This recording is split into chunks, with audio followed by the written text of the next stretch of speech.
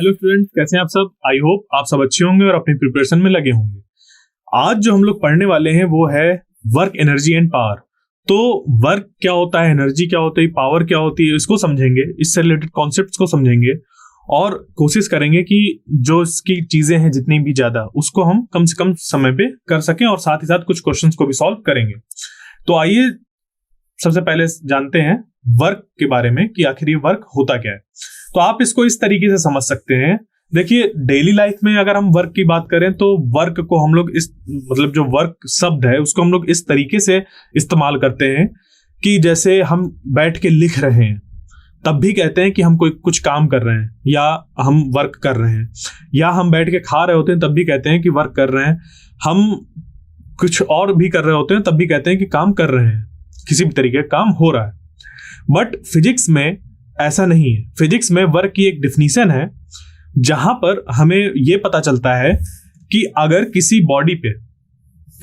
Body पे force लगाया जाए और उस फोर्स की डायरेक्शन में कोई डिस्प्लेसमेंट हो, क्या हो, कोई डिस्प्लेसमेंट हो, यानी कि कोई कुछ ऐसा डिस्टेंस मूव हो, तो उस केस में यह कहा जाता है कि इस बाहरी जो भी हम लोग का कॉज था उसने एक वर्क किया इस बॉडी में।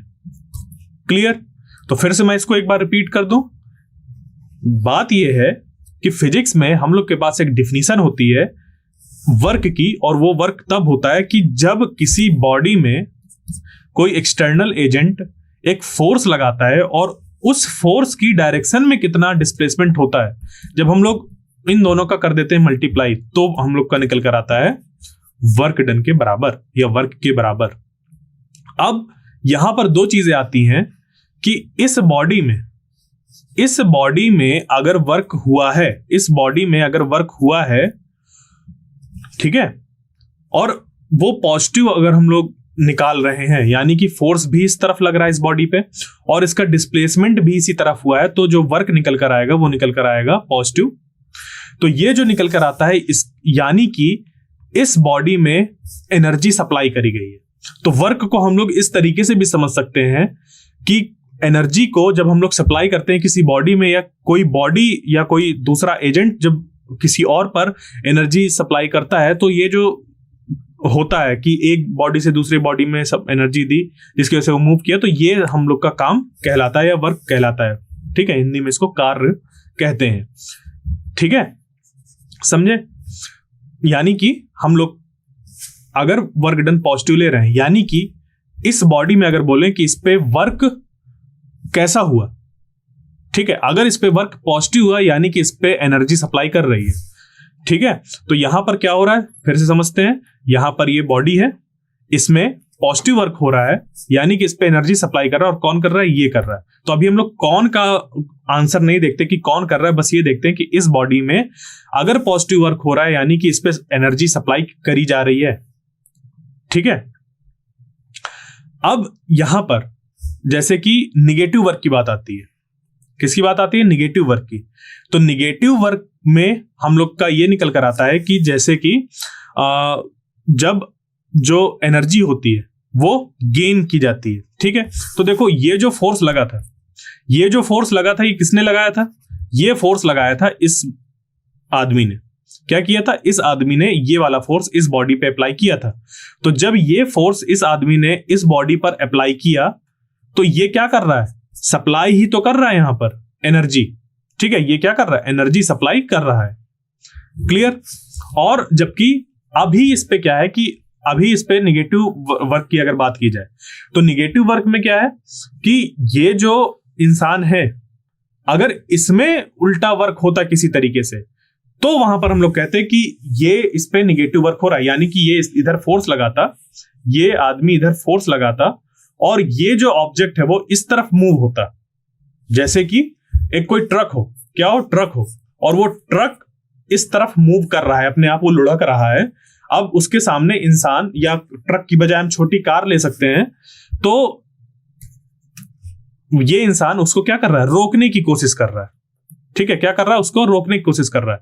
तो ये इस पे फोर्स इस तरफ लगा रहा है, बट ये जो कार का डिस्प्लेसमेंट हो रहा है वो इधर हो रहा है। तो अगर निगेटिव वर्क निकल कर आए यानी कि इस इंसान पे एनर्जी आ रही है, वो रिड्यूस कर रहा है ना, ये इंसान जो है वो क्या कर रहा है, इसकी एनर्जी को रिड्यूस कर रहा है, तो वो एनर्जी जा कहां रही है, इस पे जा रही है, इस इंसान पे जा रही है, ठीक है।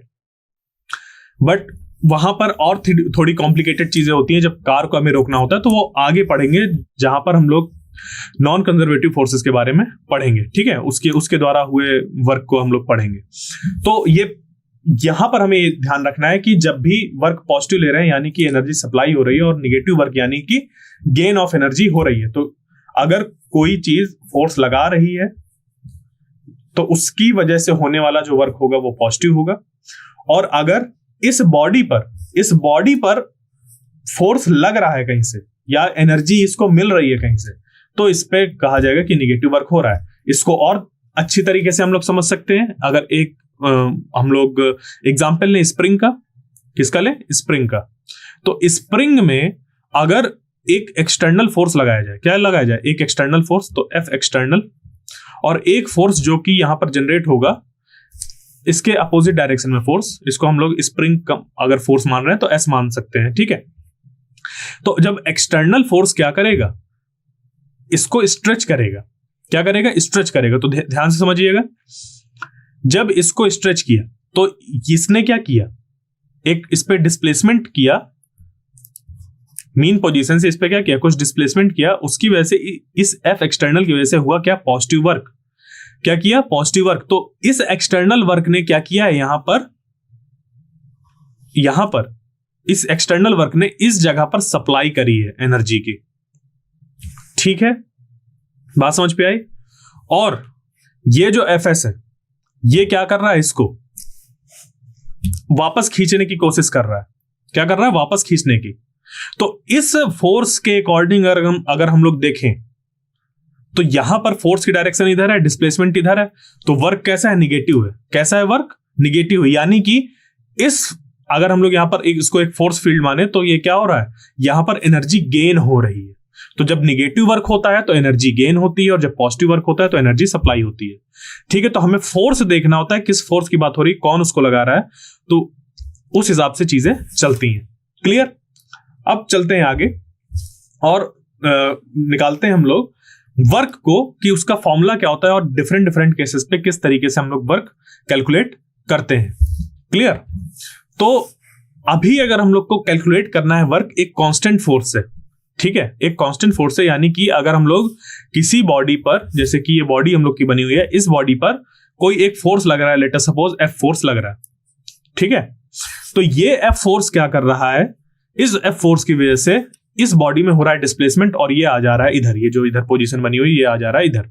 तो होगा क्या इससे, क्योंकि इस बॉडी पर लग रहा है फोर्स, और ये फोर्स कैसा है? कांस्टेंट है। ये कैसा है? फोर्स कांस्टेंट है। मान लीजिए कि अगर ये 5 न्यूटन का फोर्स इस पे अप्लाई हो रहा है, तो 5 न्यूटन का ही फोर्स लगातार इस पे अप्लाई हो रहा है। उस केस में जो ये फोर्स होगा यहां पर हम लोग का, वो कांस्टेंट फोर्स कहलाएगा, और इस बॉडी पर इस फोर्स की वजह से कुछ हो रहा है डिस्प्लेसमेंट, जो कि है यहां से यहां तक।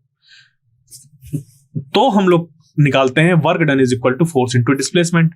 अभी यहां पर ये जो डिस्प्लेसमेंट है इसको और स्पेसिफाई करने की जरूरत है, और आपको ध्यान देना जरूरी है कि हम फोर्स और डिस्प्लेसमेंट उसी को चूज करते हैं जो कि सेम डायरेक्शन में होते हैं। यानी कि फोर्स जिस डायरेक्शन में हो उसी डायरेक्शन में होने वाले डिस्प्लेसमेंट को हम लोग लेते हैं, और उनका हम लोग मल्टीप्लिकेशन करते हैं, तो वो वर्क के बराबर निकल कर आता है।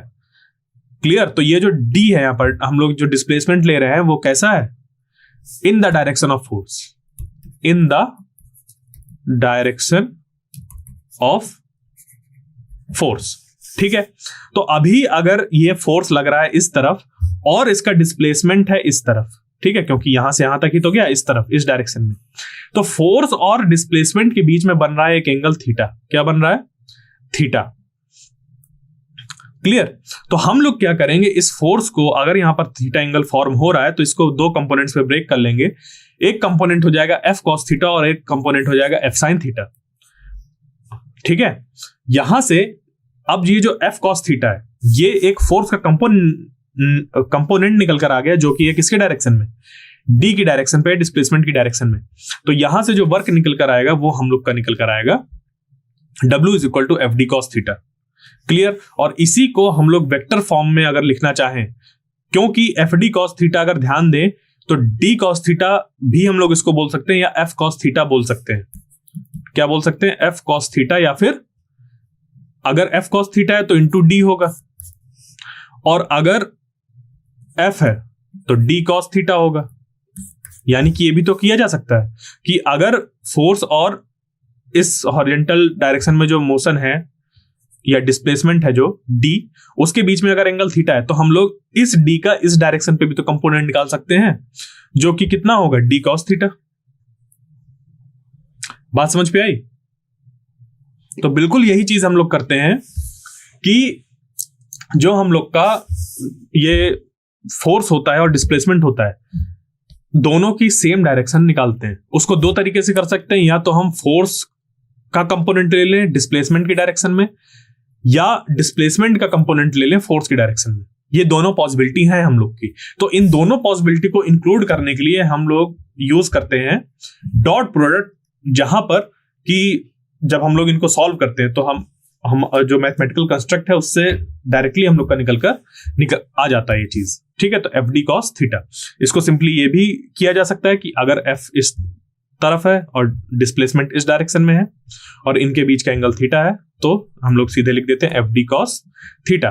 तो यहां पर ये डी का कंपोनेंट इधर हो सकता है या एफ का कंपोनेंट इधर हो सकता है, बट ये जरूर ध्यान देना है हम लोग को वर्क निकालते वक्त कि फोर्स जिस डायरेक्शन में लग रहा है उसी डायरेक्शन में हम लोग डिस्प्लेसमेंट चूज करते हैं, या फिर जिस डायरेक्शन में डिस्प्लेसमेंट हो रहा है उसी डायरेक्शन वाले फोर्स को देखते हैं।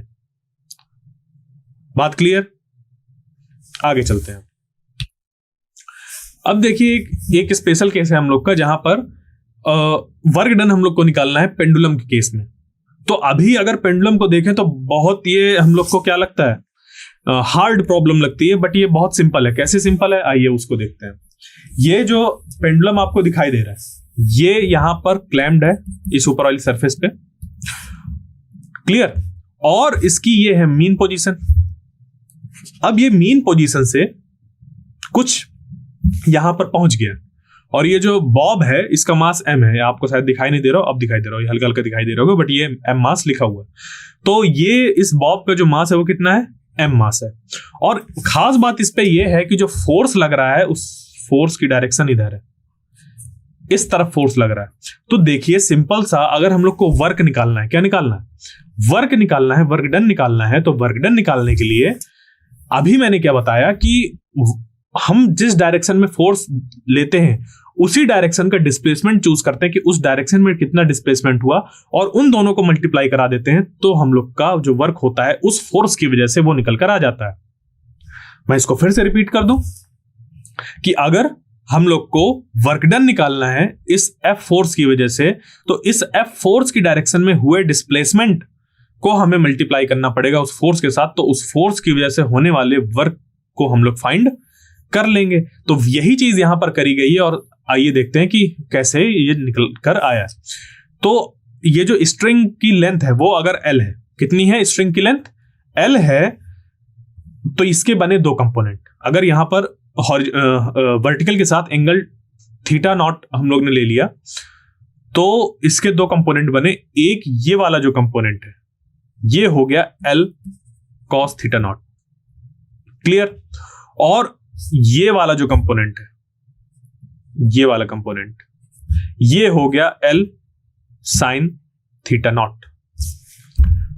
तो ये डिस्प्लेसमेंट था इस डायरेक्शन में, और फोर्स भी क्या था इस डायरेक्शन में। देखो यहां से इतना ही तो डिस्प्लेस कर रहा है हॉरिजॉन्टल डायरेक्शन में।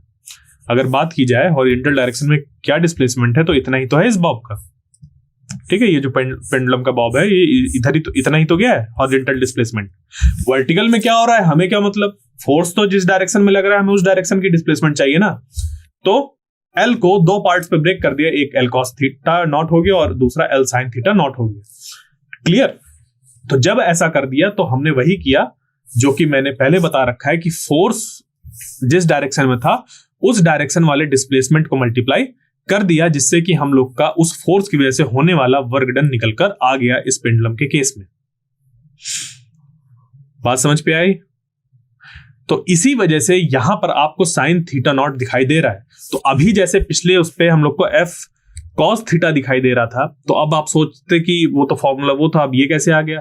तो इसको बनाने का जो तरीका है, फॉर्मूला बनने का तरीका है, उसके डिफिनीशन में छुपा हुआ है, जो कि मैंने बता दिया कि वर्क डन जब भी किसी फोर्स की वजह से हमें निकालना होता है तो उस फोर्स की डायरेक्शन में होने वाले डिस्प्लेसमेंट को फाइंड करना होता है, या फिर अगर हम डिस्प्लेसमेंट पहले देख रहे हैं तो उस डायरेक्शन में होने वाले फोर्स को निकाल लो, आंसर सेम निकल कर आएगा।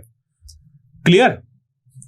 तो अब इसी में थोड़ा सा और एक चीज ले सकते हैं, जैसे कि मान लीजिए फोर्स की जो डायरेक्शन थी वो इधर होती और फिर हमें हॉरिजॉन्टल डायरेक्शन में वर्क निकालना होता और इनके बीच का एंगल अल्फा होता, तो वहां से फिर हम लोग इसको इस एफ का कंपोनेंट इस डायरेक्शन में निकाल लेते, जो कि हो जाता एफ कॉस अल्फा, और डिस्प्लेसमेंट क्योंकि हम लोग का हुआ कितना, यहां हम लोग का L sine theta naught. Clear. तो जाकर हम लोग का आंसर निकल कर आ जाता है W is equal to F cos alpha. ठीक है, यहां पर क्योंकि अगर हॉरिजॉन्टल के साथ हम लोग ने ये एंगल लिया तो इस डायरेक्शन में कंपोनेंट निकालो फोर्स का। ठीक है, दो चीजें मैंने बता दी, एक तो था कि फोर्स इसी डायरेक्शन में था, अब क्या हो रहा है, फोर्स लगातार मूव कर रहा है, यानी कि ये जो हम लोग की स्ट्रिंग है L, उसके साथ यहां पर ऐसे 90 डिग्री फॉर्म कर रहा है। तो उस केस में हम लोग का जो डिस्प्लेसमेंट वाला है वो कितना यहां पर होगा, हॉरिजॉन्टल डायरेक्शन में कितना वर्क होगा। तो उसके लिए वही है कि F का कंपोनेंट निकालिए हॉरिजॉन्टल डायरेक्शन में और उस डायरेक्शन में होने वाले डिस्प्लेसमेंट को। तो यहां से जो डिस्प्लेसमेंट हुआ कितना हुआ, L साइन थीटा नॉट। तो इसको और L साइन थीटा नॉट को मल्टीप्लाई कर देंगे तो हम लोग का वर्क निकल कर आ जाएगा। क्लियर। कोई दिक्कत इस पे? बिल्कुल, आगे बढ़ते हैं। तो हम लोग को बस इतना ध्यान देना है कि वर्क जिस डायरेक्शन में निकालना है या जिस फोर्स की डायरेक्शन में निकालना है उसी डायरेक्शन में डिस्प्लेसमेंट वाले को मल्टीप्लाई करना है। अब बीच में वहां पर हम लोग को कंपोनेंट्स ब्रेक करना पड़े तो करिए, और जो भी फोर्स हो उनको उस डायरेक्शन वाले सारे फोर्सेस को ले लीजिए। क्लियर। अब बढ़ते हैं आगे और चलते हैं वेरिएबल फोर्स की तरफ, कि अगर हम लोग को वर्क डन निकालना हो किसकी वजह से, एक वेरिएबल फोर्स की वजह से, तो आखिर ये वेरिएबल फोर्स होता क्या है। नाम सुना है आपने वेरिएबल, बिल्कुल सुना होगा, अलजेब्रा पढ़ी है, तो उस पे वेरिएबल्स आते हैं, यानी कि उनकी वैल्यू कुछ भी हो सकती है। ठीक है, तो यहां पर भी बिल्कुल वैसा ही है कि जैसे ये अगर आपको ग्राफ दिखाई दे रहा हो, ये ऐसा, क्लियर, ऐसा अगर आपको ग्राफ दिखाई दे रहा है, यानी कि इसमें अगर ये ऐसा पाथ बन रहा है, ठीक है, यानी कि ये फंक्शन है एक्स का, एक्स के साथ ये वैल्यू चेंज हो रही है ना, देखो एफ एक्स की वैल्यू चेंज हो रही है, तो एफ एक्स क्या है, फंक्शन ऑफ एक्स है। जो एफ एक्स है वो क्या है, एक्चुअल में फंक्शन ऑफ एक्स है। ये कुछ ऐसा होगा, x I plus Y J plus Z K cap, ऐसा भी हो सकता है फोर्स, या कोई ऐसा हो सकता है, अभी मैं बता नहीं रहा, मैं सिर्फ एग्जांपल के लिए बता रहा हूं कि ऐसा कुछ भी हो सकता है। यहां पर हम लोग का फोर्स का फंक्शन ऐसा कुछ हो सकता है। तो अगर ऐसा है तो फिर हम लोग को क्या करना होता है, अभी देखिए अगर ये कैसा है, सिर्फ एक्स डायरेक्शन पे ही हम लोग देख रहे हैं, ठीक है, कि एफ एक्स और एक्स के बीच में हम लोग सिर्फ एक्स की वैल्यूज ले रहे हैं। यहां पर आर भी हो सकता है, तो आर के केस में ये पूरा चेंज होगा, बट अभी अगर हम लोग सिर्फ एक्स के केस में देख रहे हैं तो ये वाला जो कंपोनेंट्स है वो हम लोग के हट जाएंगे, और जो पूरा का पूरा बचेगा वो क्या बचेगा, सिर्फ ये, मतलब कि यहां पर एक बड़ा सा फंक्शन हो सकता है हम लोग का कुछ इस तरीके से, 3x² प्लस 2x अल्फा, ठीक है, और फिर उसके बाद यहां पर ये ऐसा होगा, ठीक है, कुछ ऐसा हम लोग का फंक्शन हो सकता है इस जगह पर। तो फिर बस उसी चीज को हम लोग को यहां पर f की जगह पर रखना होता है और इंटीग्रेट कर देना होता है जिस भी पॉइंट से लेकर जिस भी पॉइंट तक हम लोग को फाइंड करना हो। क्लियर। तो ये चीज हम लोग को ध्यान देनी है कि अगर वेरिएबल फोर्स है, यानी कि जो f है वो क्या है, फंक्शन ऑफ x है, ठीक है, और n वेक्टर ऐसा कुछ है, तो उस केस में हम लोग को जो भी यहां पर बनाना है, ठीक है, सॉल्व करना है, वो कैसे करना है, f डॉट dx, यहां पर डॉट आएगा तो f डॉट dx हम लोग को करना होता है, यानी कि फोर्स और डिस्प्लेसमेंट का उसी सेम डायरेक्शन वाले उसको कंपोनेंट्स को लेना होता है और इंटीग्रेट कर देते हैं। जैसे x टू एक्स बी लिया है तो यहां से एक्स ए से एक्स बी हम लोग की lower limit to upper limit ऐसे निकल कर आ जाएगी। तो इसके बाद बचता है इंटीग्रेशन, जिसको कि आपको करना होता है। अभी इसी में ये तो बात हो गई, इसी को हम और तरीके से फाइंड कर सकते हैं कि अगर क्वेश्चन में हम लोग को ये f equal to F x देने की बजाय ये पूरा का पूरा सिर्फ ग्राफ ही दे दे, ये क्या कर दे, ये ग्राफ ही हम लोग को दे दे।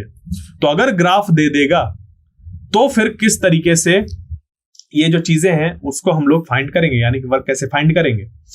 तो वर्क का फॉर्मूला क्या होता है हम लोग का, फोर्स इनटू डिस्प्लेसमेंट, यानी कि मतलब फोर्स के डायरेक्शन में किए जो डिस्प्लेसमेंट हुआ उसके हम लोग जब प्रोडक्ट ले लेते हैं तो हम लोग का वर्क निकल कर आ जाता है। तो वही चीज यहां पर कर रहे हैं। अगर इसको जैसे अगर आप लोग को ये हल्की हल्की लाइंस दिखाई दे रही हो तो हम इसको छोटे छोटे पार्ट्स पे ब्रेक कर सकते हैं। ठीक है, ये थोड़ा थोड़ा डिस्प्लेसमेंट हो रहा है एक बहुत ही इंस्टेंटेनियस फोर्स की वजह से। ठीक है, यहां पर कुछ फोर्स था उसकी वजह से कुछ डिस्प्लेसमेंट हुआ और उसकी वजह से फिर कुछ और हुआ, उसकी वजह से कुछ और, ऐसे करते करते करते करते हम लोग ये ले सकते हैं कि अगर इस पूरे एरिया का मतलब इस पूरे कर्व के नीचे का एरिया निकाल लें, अगर इस पूरे कर्व के नीचे का एरिया निकाल लें ए से बी तक, तो ए से बी तक जाने में होने वाले वर्क को हम लोग फाइंड कर सकते हैं। तो वर्क फाइंड करने का दूसरा भी तरीका है क्या, work done equal to area under curve, ये हम लोग का निकल कर आ जाता है। क्लियर, ये चीजें हमें ध्यान रखनी है। Work done equal to area under curve, ये कर्व इस तरफ आएगा तो एरिया अंडर कर्व। क्लियर, अभी यहां पर ये तो चीज थी बिल्कुल। इसी के साथ अगर हम लोग देखें इसको कि ये जो फोर्स होता है हम लोग का वो किस तरीके से यहां पर हम लोग उसको मतलब एरिया वगैरह फाइंड करते हैं। तो एक तो तरीका हो गया ये, जैसे अभी डायग्राम एक बना हुआ है, जैसे आपके सामने एक डायग्राम बना है कि इसकी वाई एक्सिस पे एफ एक्स की वैल्यू दी है, किसकी वैल्यू दी है, एफ एक्स की वैल्यू दी है, और इसके एक्स एक्सिस पे एक्स की वैल्यू दी है। यही ग्राफ ऐसा भी बन सकता है कि एफ एक्स इधर हो और जो एक्स है वो इस तरफ हो। तो उस केस में अगर ग्राफ कुछ ऐसा बना हुआ है तो हम लोग को फिर अगर ए से बी तक जाने में निकालना है ऐसे एक्स, तो ये वाला एरिया कंसीडर करना होगा। ठीक है, इधर वाला ये एरिया निकलेगा। ठीक है, ऐसा नहीं निकल आएगा कुछ और। क्लियर, तो एफ एक्स इंटू ये वाला हम लोग लेंथ करेंगे। बात समझ पे आई? तो इस तरीके से हम लोग आगे चलते हैं कि और किस तरीके से चीजें निकाल सकते हैं। यहां पर जैसे क्योंकि ये जो फंक्शन है हम लोग का वेरिएबल है तो हम लोग यही लगाएंगे, बट अगर ये वाला जो चीज है वो तब हम लोग का बहुत अच्छे से काम करता है जब कुछ ऐसा निकल कर आ जाए कि यहां पर जो ग्राफ जैसे बना हो वो कांस्टेंट हो। कैसा हो, कांस्टेंट हो कि फोर्स इधर है, एक्स इधर है और ये ऐसे फिर ऐसे फिर ऐसे करके दिया और हमें इस पॉइंट से लेकर और इस पॉइंट तक के बीच में फोर्स निकालना है, सॉरी वो वर्क निकालना है। तो इसको छोटे छोटे पार्ट्स पे ऐसे ब्रेक किया जा सकता है। ठीक है, यहां पर एक कांस्टेंट फोर्स अप्लाई हो रहा है जिसकी वजह से जो डिस्प्लेसमेंट हुआ है, यानी कि ये कांस्टेंट फोर्स हो गया ये, और उसकी वजह से होने वाला डिस्प्लेसमेंट ये हो गया। तो इन दोनों को मल्टीप्लाई करेंगे तो ये एरिया निकल कर आ जाएगा। उसके बाद फिर हम लोग क्या करेंगे, ये जो ट्रेपेजियम फॉर्म हो रहा है इसका एरिया निकाल लेंगे। उसके बाद फिर ये जो रेक्टेंगल फॉर्म हो रहा है उसका एरिया निकाल लेंगे। इन तीनों का सम कर देंगे तो यहां से यहां तक होने वाला जो वर्क है वो हम लोग को पता चल जाएगा। क्लियर, आई थिंक आपको ये समझ पे आ गया होगा। तो अब चलते हैं आगे और एनर्जी की बात करते हैं। एनर्जी को हम लोग ऊर्जा भी कहते हैं। तो आखिर ये जो ऊर्जा है वो क्या है? देखिए, जो एनर्जी है वो एक्चुअली हम लोग के बहुत ढेर सारे फॉर्म पे होती है, बट अभी हम लोग को क्या ध्यान देना है, वो ध्यान देनी है कुछ इस तरीके की एनर्जी जिनमें कि एनर्जी हो उस बॉडी के मोशन की वजह से। जैसे कि कोई आदमी चल रहा है तो जब वो चल रहा है तो उसके पास एक एनर्जी है और उस एनर्जी को हम लोग कहते हैं काइनेटिक एनर्जी। क्या कहते हैं? Kinetic energy. इसको आप लोगों ने क्लास 9th में बहुत बार इसको पढ़ा होगा, क्लास 9 से बहुत बार इसको पढ़ा होगा कि काइनेटिक एनर्जी होती है उन बॉडीज पे जो कि मूव करते हैं, यानी कि जिस भी बॉडी में वेलोसिटी होती है उन बॉडीज पे काइनेटिक एनर्जी होती है। क्लियर, तो काइनेटिक एनर्जी को हम लोग क्या लिख सकते हैं, K is equal to half mv², ये होता है उसका एक्सप्रेशन। तो जैसे कि कोई चल रहा है या दौड़ रहा है उस पे काइनेटिक एनर्जी है, कोई मान लीजिए गिर गया या कोई जैसे पेन है उसको ऐसे गिराया गया तो उस पे काइनेटिक एनर्जी है। ठीक है, या फिर किसी ने बॉल फेंका तो बॉल पे काइनेटिक एनर्जी, और बॉल फेंकते वक्त अगर वो दौड़ कर आया था तो उस पे काइनेटिक एनर्जी थी, तो उसने क्या किया, जब दौड़ कर आया तो उसने अपनी काइनेटिक एनर्जी इस बॉल को ट्रांसफर कर दी, या फिर ये सब चीजें हो रही हैं, तो इन सब में किसी भी तरीके से अगर मोशन है तो वो हो जाता है काइनेटिक एनर्जी। क्लियर। और उसका एक्सप्रेशन होता है क्या, हाफ एम वी स्क्वायर, जहां पर एम जो है उस ऑब्जेक्ट का मास है और वी है उस ऑब्जेक्ट की वेलोसिटी। अब इसमें सबसे इंपॉर्टेंट जो पॉइंट आता है काइनेटिक एनर्जी में, वो ये आता है कि हमेशा जो काइनेटिक एनर्जी होती है वो पॉजिटिव होती है। ठीक है, kinetic energy is always positive. ठीक है, kinetic energy is always positive, ये हम लोग को हमेशा ध्यान रखना है। किसी भी केस में काइनेटिक एनर्जी निगेटिव नहीं हो सकती। क्यों नहीं हो सकती, वो देख लेते हैं। क्या दिया हुआ है, k is equal to half M V square. रखिए, इस पे क्या क्या वैल्यू पुट कर सकते हैं, m रख सकते हैं और v रख सकते हैं। तो यहां पर जो m है, m मास है, मास हमेशा पॉजिटिव होता है, निगेटिव नहीं होता, तो ये पॉजिटिव हो गया। अब ये जो v है, v हाँ बिल्कुल हो सकती है, पॉजिटिव निगेटिव दोनों हो सकती है, बट वो पॉजिटिव निगेटिव शो क्या करता है, वो जो माइनस साइन होता है वो शो करता है डायरेक्शन, बट उसका जो मैग्नीट्यूड होता है वेलोसिटी का वो v ही रहता है। और अगर हम लोग माइनस ले भी लें, फिर उसका स्क्वायर क्योंकि करना है हम लोग को, तो वो v स्क्वायर के बराबर ही निकल कर आएगा। यानी कि ये काइनेटिक एनर्जी कभी भी हम लोग की निगेटिव नहीं हो सकती। और अगर कहीं पर काइनेटिक एनर्जी निगेटिव लिखी हुई है या आपसे निकल कर आ रही है, यानी कि वो आपका आंसर गलत निकल कर आ रहा है या वहां पर गलत लिखा हुआ है। तो इस चीज को बहुत ध्यान दीजिएगा, इससे काफी चीजें हम लोग की आसान हो जाती हैं। अब बढ़ते हैं आगे और बात करते हैं पोटेंशियल एनर्जी की। तो पोटेंशियल एनर्जी को अगर हम समझें तो आपने सुना होगा कि यू हैव पोटेंशियल, आपके पास क्षमता है, मतलब क्षमता तो सब इस्तेमाल नहीं करेंगे, वो तो अलग होता है। यहां पर कहते हैं ना कि आपके अंदर पोटेंशियल है, ठीक है, आपके अंदर एक काबिलियत है कि आप ये काम कर सकते हैं। तो वो काबिलियत आई कहां से, आपके अंदर कुछ होगा जिसकी वजह से आप किसी काम को कर सकते हैं।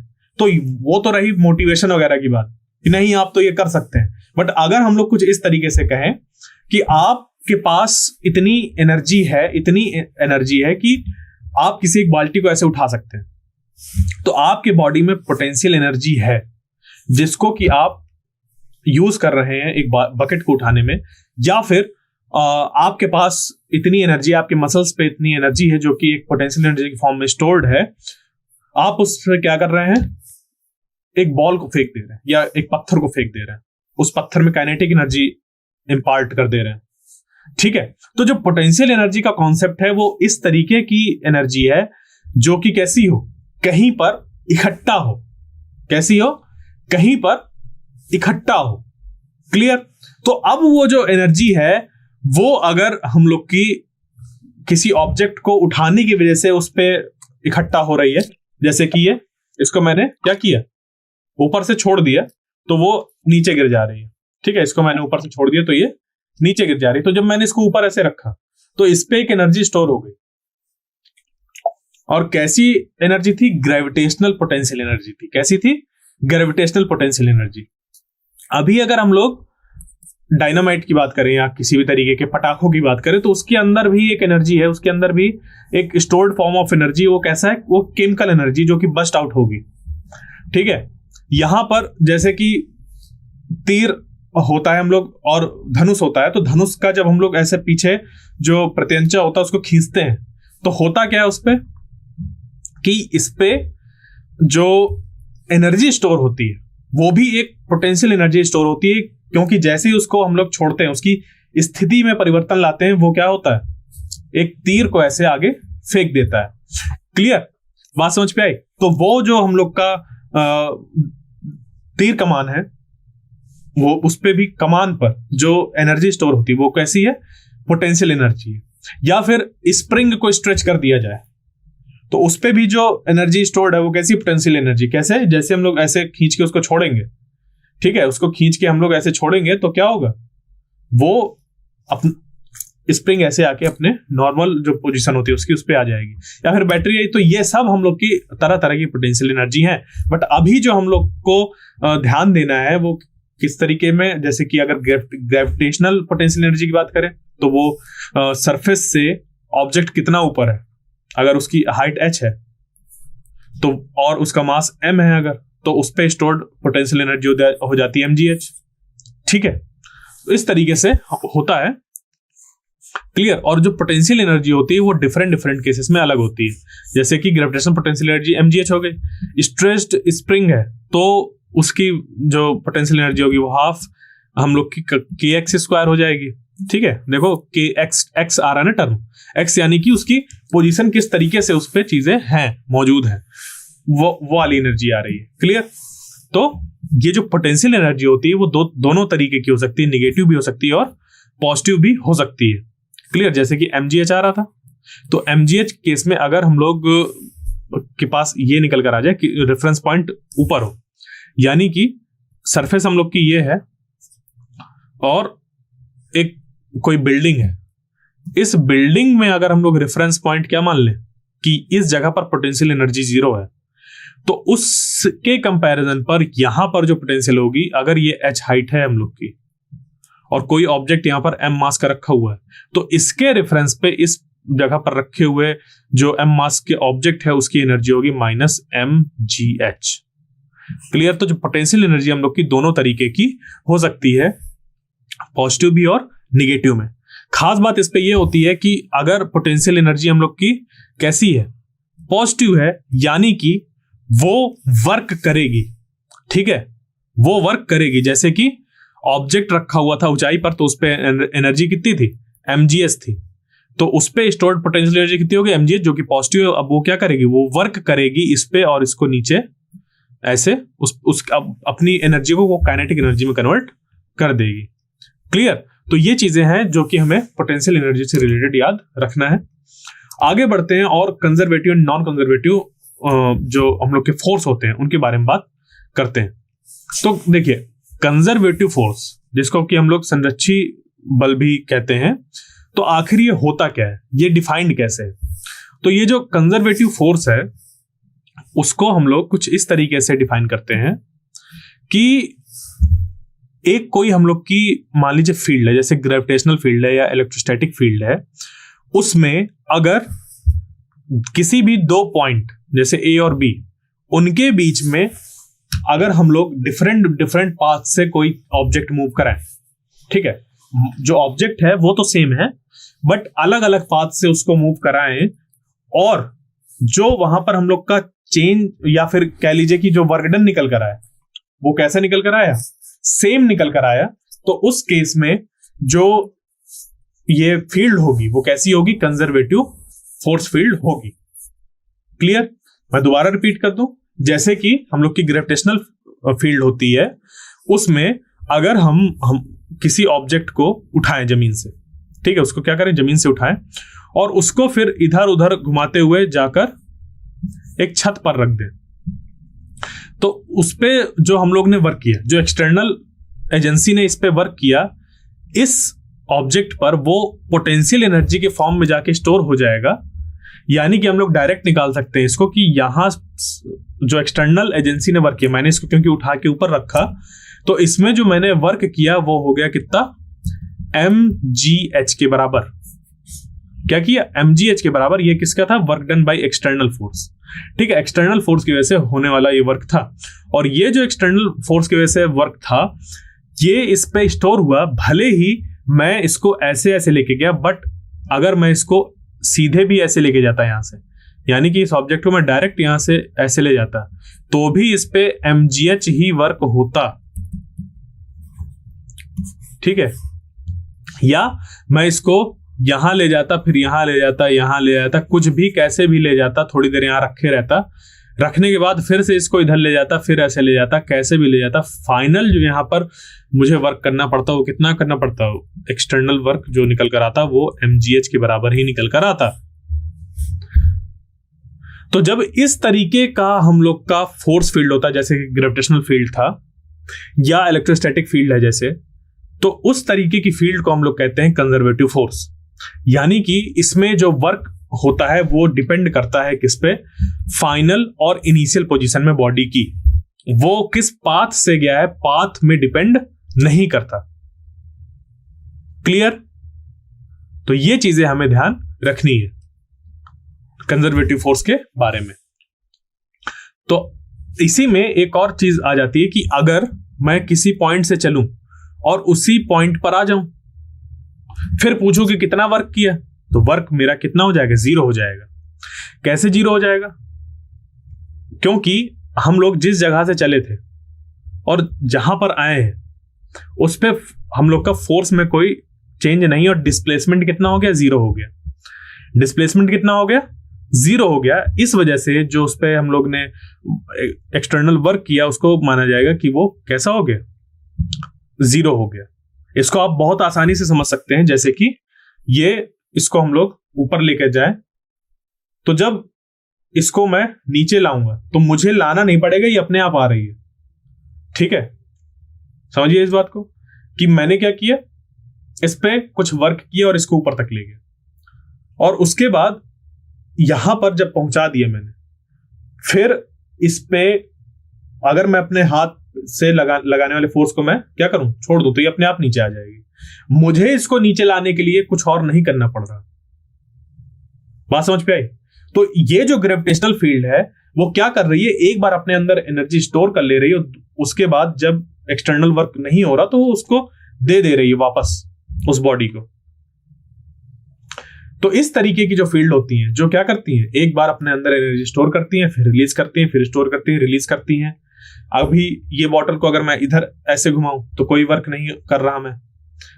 ठीक है, तो इस तरीके से जो फील्ड्स होती हैं वो हम लोग की, या फिर कह लीजिए कि जो फोर्स होते हैं वो कंजर्वेटिव फोर्स कहलाते हैं। क्लियर? अब बात आती है नॉन कंजर्वेटिव फोर्सेस की।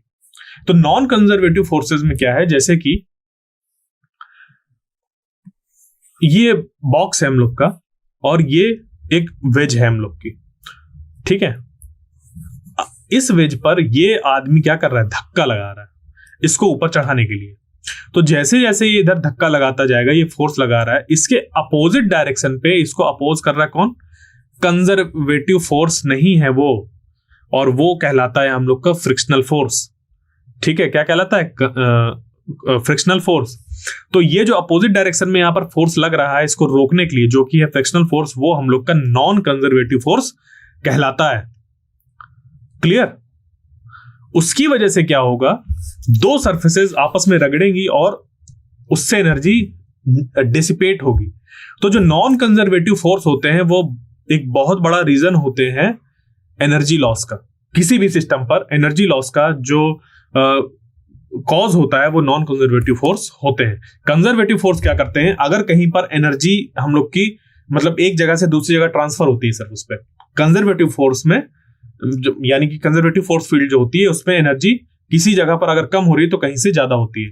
जबकि जो नॉन कंजर्वेटिव फोर्स होते हैं, अब यहां पर नॉन कंजर्वेटिव फोर्स है फ्रिक्शनल फोर्स, वो क्या कर रहा है, वो एनर्जी को हीट के फॉर्म पे कन्वर्ट कर रहा है इस जगह पर, और उस हीट को अब हम लोग वापस काम पर नहीं ले सकते। वो हीट स्केप कर गई, निकल गई, डिसिपेट हो गई। तो ये जो इसने वर्क किया वो कैसा किया, एक नॉन कंजर्वेटिव वाला काम किया, कंजर्व नहीं करना चाहता। ठीक है, चीजों को क्या कर रहा है, तहस नहस करता है। ठीक है, तो ये क्या होता है हम लोग का इस तरीके का फोर्स जो कि किसी सिस्टम में डिसिपेशन का काम करता है, एनर्जी डिसिपेशन का। ये चीजें हमें ध्यान रखनी है। डिसिपेशन जो होते हैं हम लोग के फोर्सेस के, वो कई तरीके के होते हैं, बट अभी जो हम लोग को ध्यान देना है वो फ्रिक्शन के बारे में ध्यान देना है। तो अब चलते हैं हम लोग फोर्स और पोटेंशियल एनर्जी के बीच में रिलेशन को देखते हैं। इससे हम लोग के काफी क्वेश्चंस फॉर्म होते हैं, तो इसको हमें अच्छे तरीके से पढ़ना है। देखिए, जैसे अगर हम लोग कहें कि अर्थ है हम लोग की, और उस अर्थ पर यहां पर कोई बॉडी मूव कर रही है, क्या कर रही है, यहां पर कोई बॉडी मूव कर रही है, तो ये जो बॉडी है, इस बॉडी में कुछ पोटेंशियल एनर्जी होगी। क्लियर? क्योंकि ये सरफेस से कुछ h हाइट पर रखी है, इस पे कुछ पोटेंशियल एनर्जी होगी। अब अगर ये लगातार मूव कर रही है, ठीक है, 3 डायमेंशन में अगर ये लगातार मूव कर रही है, और किसी पॉइंट पर हम लोग को ये फाइंड करना है कि कितना इसमें फोर्स लग रहा होगा, अगर हम लोग को वो फाइंड करना है, तो हम लोग क्या कर सकते हैं, ये इस एक्सप्रेशन का यूज कर सकते हैं। तो आखिर ये है क्या, वो समझते हैं। देखिए, अगर हम लोग का जो पोटेंशियल एनर्जी है वो as a function of X Y Z अगर दिया हो, ठीक है, जो यू हो वो क्या दिया हो, as a function of X Y Z. Clear. तो उस केस में अगर हम लोग को क्योंकि कंजर्वेटिव फोर्स में ये चीज निकल कर आती है, तो किसी जगह पर हमें अगर फाइंड करना है कि कितना फोर्स होगा, तो हम लोग क्या करेंगे, इसको नेबुला कहते हैं इस साइन को, और ये रिप्रेजेंट करता है इस चीज को हम लोग ले लेते हैं। और ये जो पूरी चीज होती है, इसको जब इसको यहां पर यू ऐसे कर देते हैं तो ये बोला जाता है ग्रेडियंट ऑफ यू। ठीक है, ये सिंबल का नाम यहां पर हम लोग का कैसा है, नेबुला है। जैसे कि अल्फा जो होता है वो अल्फा है, बट अगर कहीं ये अल्फा टी लिखा होगा तो इसको हम लोग कोफिशिएंट ऑफ फ्रिक्शन कहेंगे। तो उसी तरीके से ये जो सिंबल है वो नेबुला है, बट यहां पर वो क्या कर रहा है, ग्रेडियंट का काम कर रहा है। क्लियर। तो माइनस ग्रेड ऑफ यू, ये भी पढ़ते हैं हम लोग, तो माइनस ग्रेड ऑफ यू जो होता है वो बराबर होता है उस पॉइंट पर कितना फोर्स होगा जिस पॉइंट पर हम लोग का यू एनर्जी दी हुई है। इसको कैसे सॉल्व करते हैं, ये जो होता है नेबुला, उसका जो एक्सप्रेशन होता है वो होता है ये, ठीक है, ये चीज। तो डेवर बाई डेवर एक्स यहां पर आई प्लस डेवर बाई वाई, ठीक है, जे प्लस, या इसको हम लोग डेल बाई डेल जेड भी कह सकते हैं, del by del X I plus del by del Y J plus del by del Z K. तो ये जो हम लोग का एक्सप्रेशन होता है, ये एक तरीके से क्या हो गया, हम लोग का हो गया फंक्शन। तो अब देखिए, ये जो चीज है ये है एक वेक्टर, लगा ना इस पे आई कैप जे कैप के कैप, और ये जो यू होता है वो होता है हम लोग का स्केलर, ठीक है, और जो फोर्स है वो है वेक्टर। तो ये एक वेक्टर हो गया, ये वेक्टर हो गया, इसको हम लोग ऐसे भी लिख सकते हैं, ठीक है। तो ये वेक्टर हो गया, और ये जो है हम लोग का u, ये हो गया स्केलर। तो देखो, वेक्टर और स्केलर को हमें क्या करना है, बराबर करना है, क्योंकि ये जो फोर्स है हम लोग को क्या निकालना है, वेक्टर निकल कर आना चाहिए ना फोर्स। तो इसी वजह से हम लोग का ये कुछ इस तरीके से होता है, इसको हम लोग यहां पर डायरेक्ट इसके साथ मल्टीप्लाई कर देते हैं। इसी में कुछ और चीजें होती हैं, जैसे कि डेल डॉट भी कर सकते हैं, मतलब नेबुला डॉट ए, या ऐसा क्रॉस भी कर सकते हैं, ये चीज। तो ये अलग अलग चीजें बताता है। तो अभी सिर्फ क्या है, हम लोग का सिंपल मल्टीप्लिकेशन है इस एक्सप्रेशन के साथ इसका यू का। तो जब u का इसके साथ मल्टीप्लाई करेंगे तो u चला जाएगा अंदर, यहां पे, यहां पर और यहां पर। तो हम लोग का जो बनेगा वो बन जाएगा क्या, वो बन जाएगा ये, ठीक है, ये ऐसा बना। और उस पर फिर लगा देते हैं माइनस साइन, और इसको सॉल्व कर लेते हैं तो हम लोग का फोर्स निकल कर आ जाता है जिस भी पॉइंट पर निकालना होता है। अगर हम लोग को एक्स वाई जेड पॉइंट दिया हो कि इस पॉइंट पर फोर्स निकालना है, तो हम लोग एक्स और वाई और जेड की वैल्यू पुट कर देंगे और आंसर निकल कर आ जाएगा। इसी को हम लोग ऐसे भी देख सकते हैं, ये रिलेशन जहां पर जो u है वो प्योरली फंक्शन दिया हुआ है अगर x का, तो उस केस में हम लोग du बाई dx कर देते हैं और यहां पर i कैप लगा देते हैं और निकल कर आ जाता है। अगर ये जो u दिया हो, u फंक्शन ऑफ r दिया हो, तो उस केस में हम लोग f ऐसे निकाल सकते हैं, माइनस du बाई dr और यहां पर r कैप। क्लियर। अब यहां पर ये जो माइनस साइन है उसका सिग्निफिकेंस क्या है वो समझ लेते हैं। ये सिग्निफाई ये कर रहा है कि जो फोर्स होता है, ठीक है, किसी बॉडी पर फोर्स उस डायरेक्शन में लगता है जिस डायरेक्शन में ये जो पोटेंशियल एनर्जी होती है वो डिक्रीज होती है। क्या होती है, पोटेंशियल एनर्जी डिक्रीज होती है, ठीक है। तो जो डायरेक्शन ऑफ फोर्स होता है वो पोटेंशियल एनर्जी के डिक्रीज की डायरेक्शन में होता है। क्लियर। यहां से हम लोग को ये चीजें पता चलती हैं इस एक्सप्रेशन से।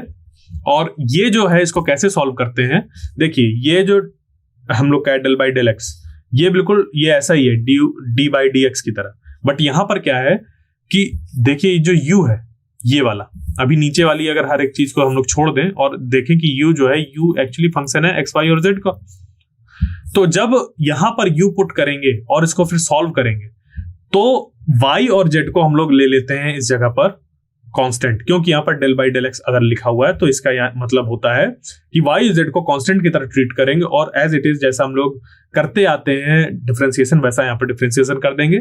जब u को यहां पर रखेंगे तो इस केस में जो x और z है उनको कांस्टेंट मानेंगे और y को हम लोग y के रिस्पेक्ट में डिफरेंशिएट कर देंगे। इसी तरीके से यहां पर z अगर है तो z वेरिएबल होगा और x y कांस्टेंट हो जाएगा। तो आइए इसको एक एग्जांपल लेकर समझते हैं कि कैसे इसको करना है। तो find the force at 1,1,2 if potential energy varies as. हम लोग को पोटेंशियल एनर्जी का एक्सप्रेशन दे दिया है, ठीक है। तो अगर हम लोग की जो पोटेंशियल एनर्जी है यानी कि जो हम लोग की स्थितिज ऊर्जा होती है अगर वो कितनी दी हुई है x² y प्लस xz³, तो उस केस में हम लोग को 1,1,2 यानी कि x y और z इस केस में कितनी पोटेंशियल एनर्जी होगी। तो इसको निकालने के लिए क्या है, हम लोग जानते हैं कि जो फोर्स होता है वो होता है हम लोग को बराबर माइनस डेल ऑफ, या इसको हम लोग नेबुला भी कहते हैं, तो सिंपल सा ये gradient of you minus gradient of you. तो माइनस ग्रेडियंट ऑफ यू करना है तो ये बन जाएगा हम लोग का माइनस, और यहां से ये बन जाएगा del by del X I cap plus del by del Y J cap plus del by del Z K cap. ये बना और ये हो जाएगा यू। क्या हो जाएगा यहां पर, यू हो जाएगा। क्लियर। तो ये हो गया यू। अब यू का अंदर कर देंगे मल्टीप्लाई, तो माइनस और यहां पर डेल बाई डेल एक्स, और यू कितना है ये चीज, तो यहां पर इसको रख देंगे एक्स स्क्वायर। इसको मैं दूसरे कलर से अगर लिख दूं तो और आपको समझ पे आएगा। ये हो जाएगा X square Y plus X Z cube, ठीक है, I cap plus dev by dev Y या डेल बाई डेल वाई, और यहां पर फिर से हम लोग रखेंगे X square Y plus X Z cube. Clear. ये जो है हम लोग का ये रेड कलर से इसको लिख सकते हैं, ये आई कैप हो गया प्लस ये, और ये डेल डेवर बाई डेवर वाई या डेल बाई डेल वाई, और जे कैप है ये प्लस फिर डेवर बाई ये, और ये आ जाएगा फिर से X square Y plus X Z cube. Clear. ये ऐसा एक्सप्रेशन बन जाएगा और ये होगा के कैप के बराबर यहां पर। अब यहां पर ये जो एक्सप्रेशन है यू का, इस पे जो एक्स है, जब एक्स के साथ हम लोग डिफरेंशिएशन कर रहे होते हैं इसको पार्शियल डिफरेंशिएशन कहते हैं हम लोग। तो जब इसका पार्शियल डिफरेंशिएशन करते हैं तो वाई और जेड को यहां पर मान लेंगे कांस्टेंट, यहां पर एक्स और जेड को मान लेंगे और यहां पर एक्स और वाई को मान लेंगे। तो इस तरीके से ये चीजें सॉल्व होती हैं। इसको देख लेते हैं इधर। तो ये क्या किया, एफ को हम लोग ने जानते हैं कि ये होता है, इस पे यू की वैल्यू रख दी, वही जो एक्सप्रेशन अभी बना था।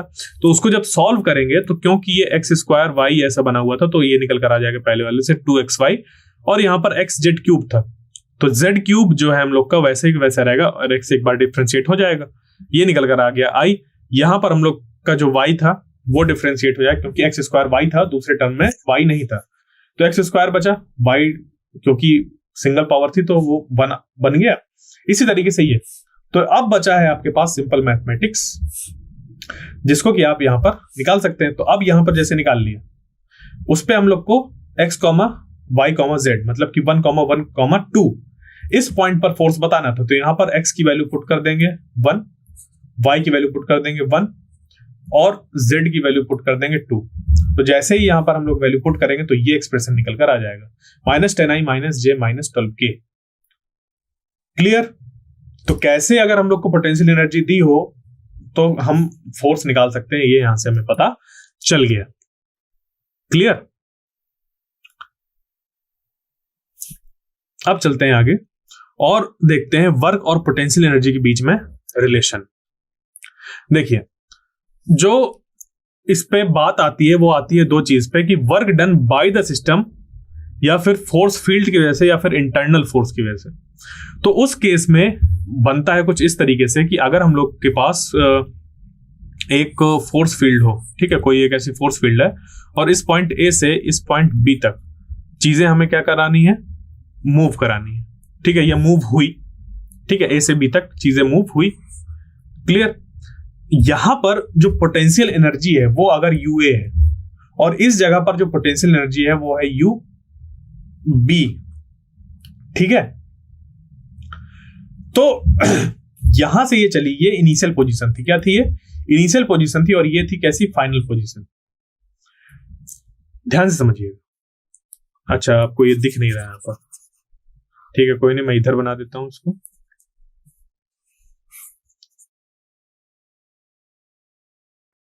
तो अगर आपके पास एक कंजर्वेटिव फील्ड है और उसके इस पॉइंट ए से बी पॉइंट तक कोई ऑब्जेक्ट मूव कर रहा है, ये जो पॉइंट है फाइनल है, ये इनिशियल पॉइंट है। यहां पर जो एनर्जी है पोटेंशियल वो है यूए और यहां पर पोटेंशियल एनर्जी जो है वो है यूबी। तो अगर ये जो फोर्स फील्ड है वो वर्क कर रही है तो देखो, वो जब वर्क करेगी तो पोटेंशियल एनर्जी उसकी डिक्रीज हो जाएगी, यानी ये वाला जो कंपोनेंट होगा वो होगा कम, हम लोग का क्या होगा, कम होगा, और ये वाला कंपोनेंट होगा ज्यादा।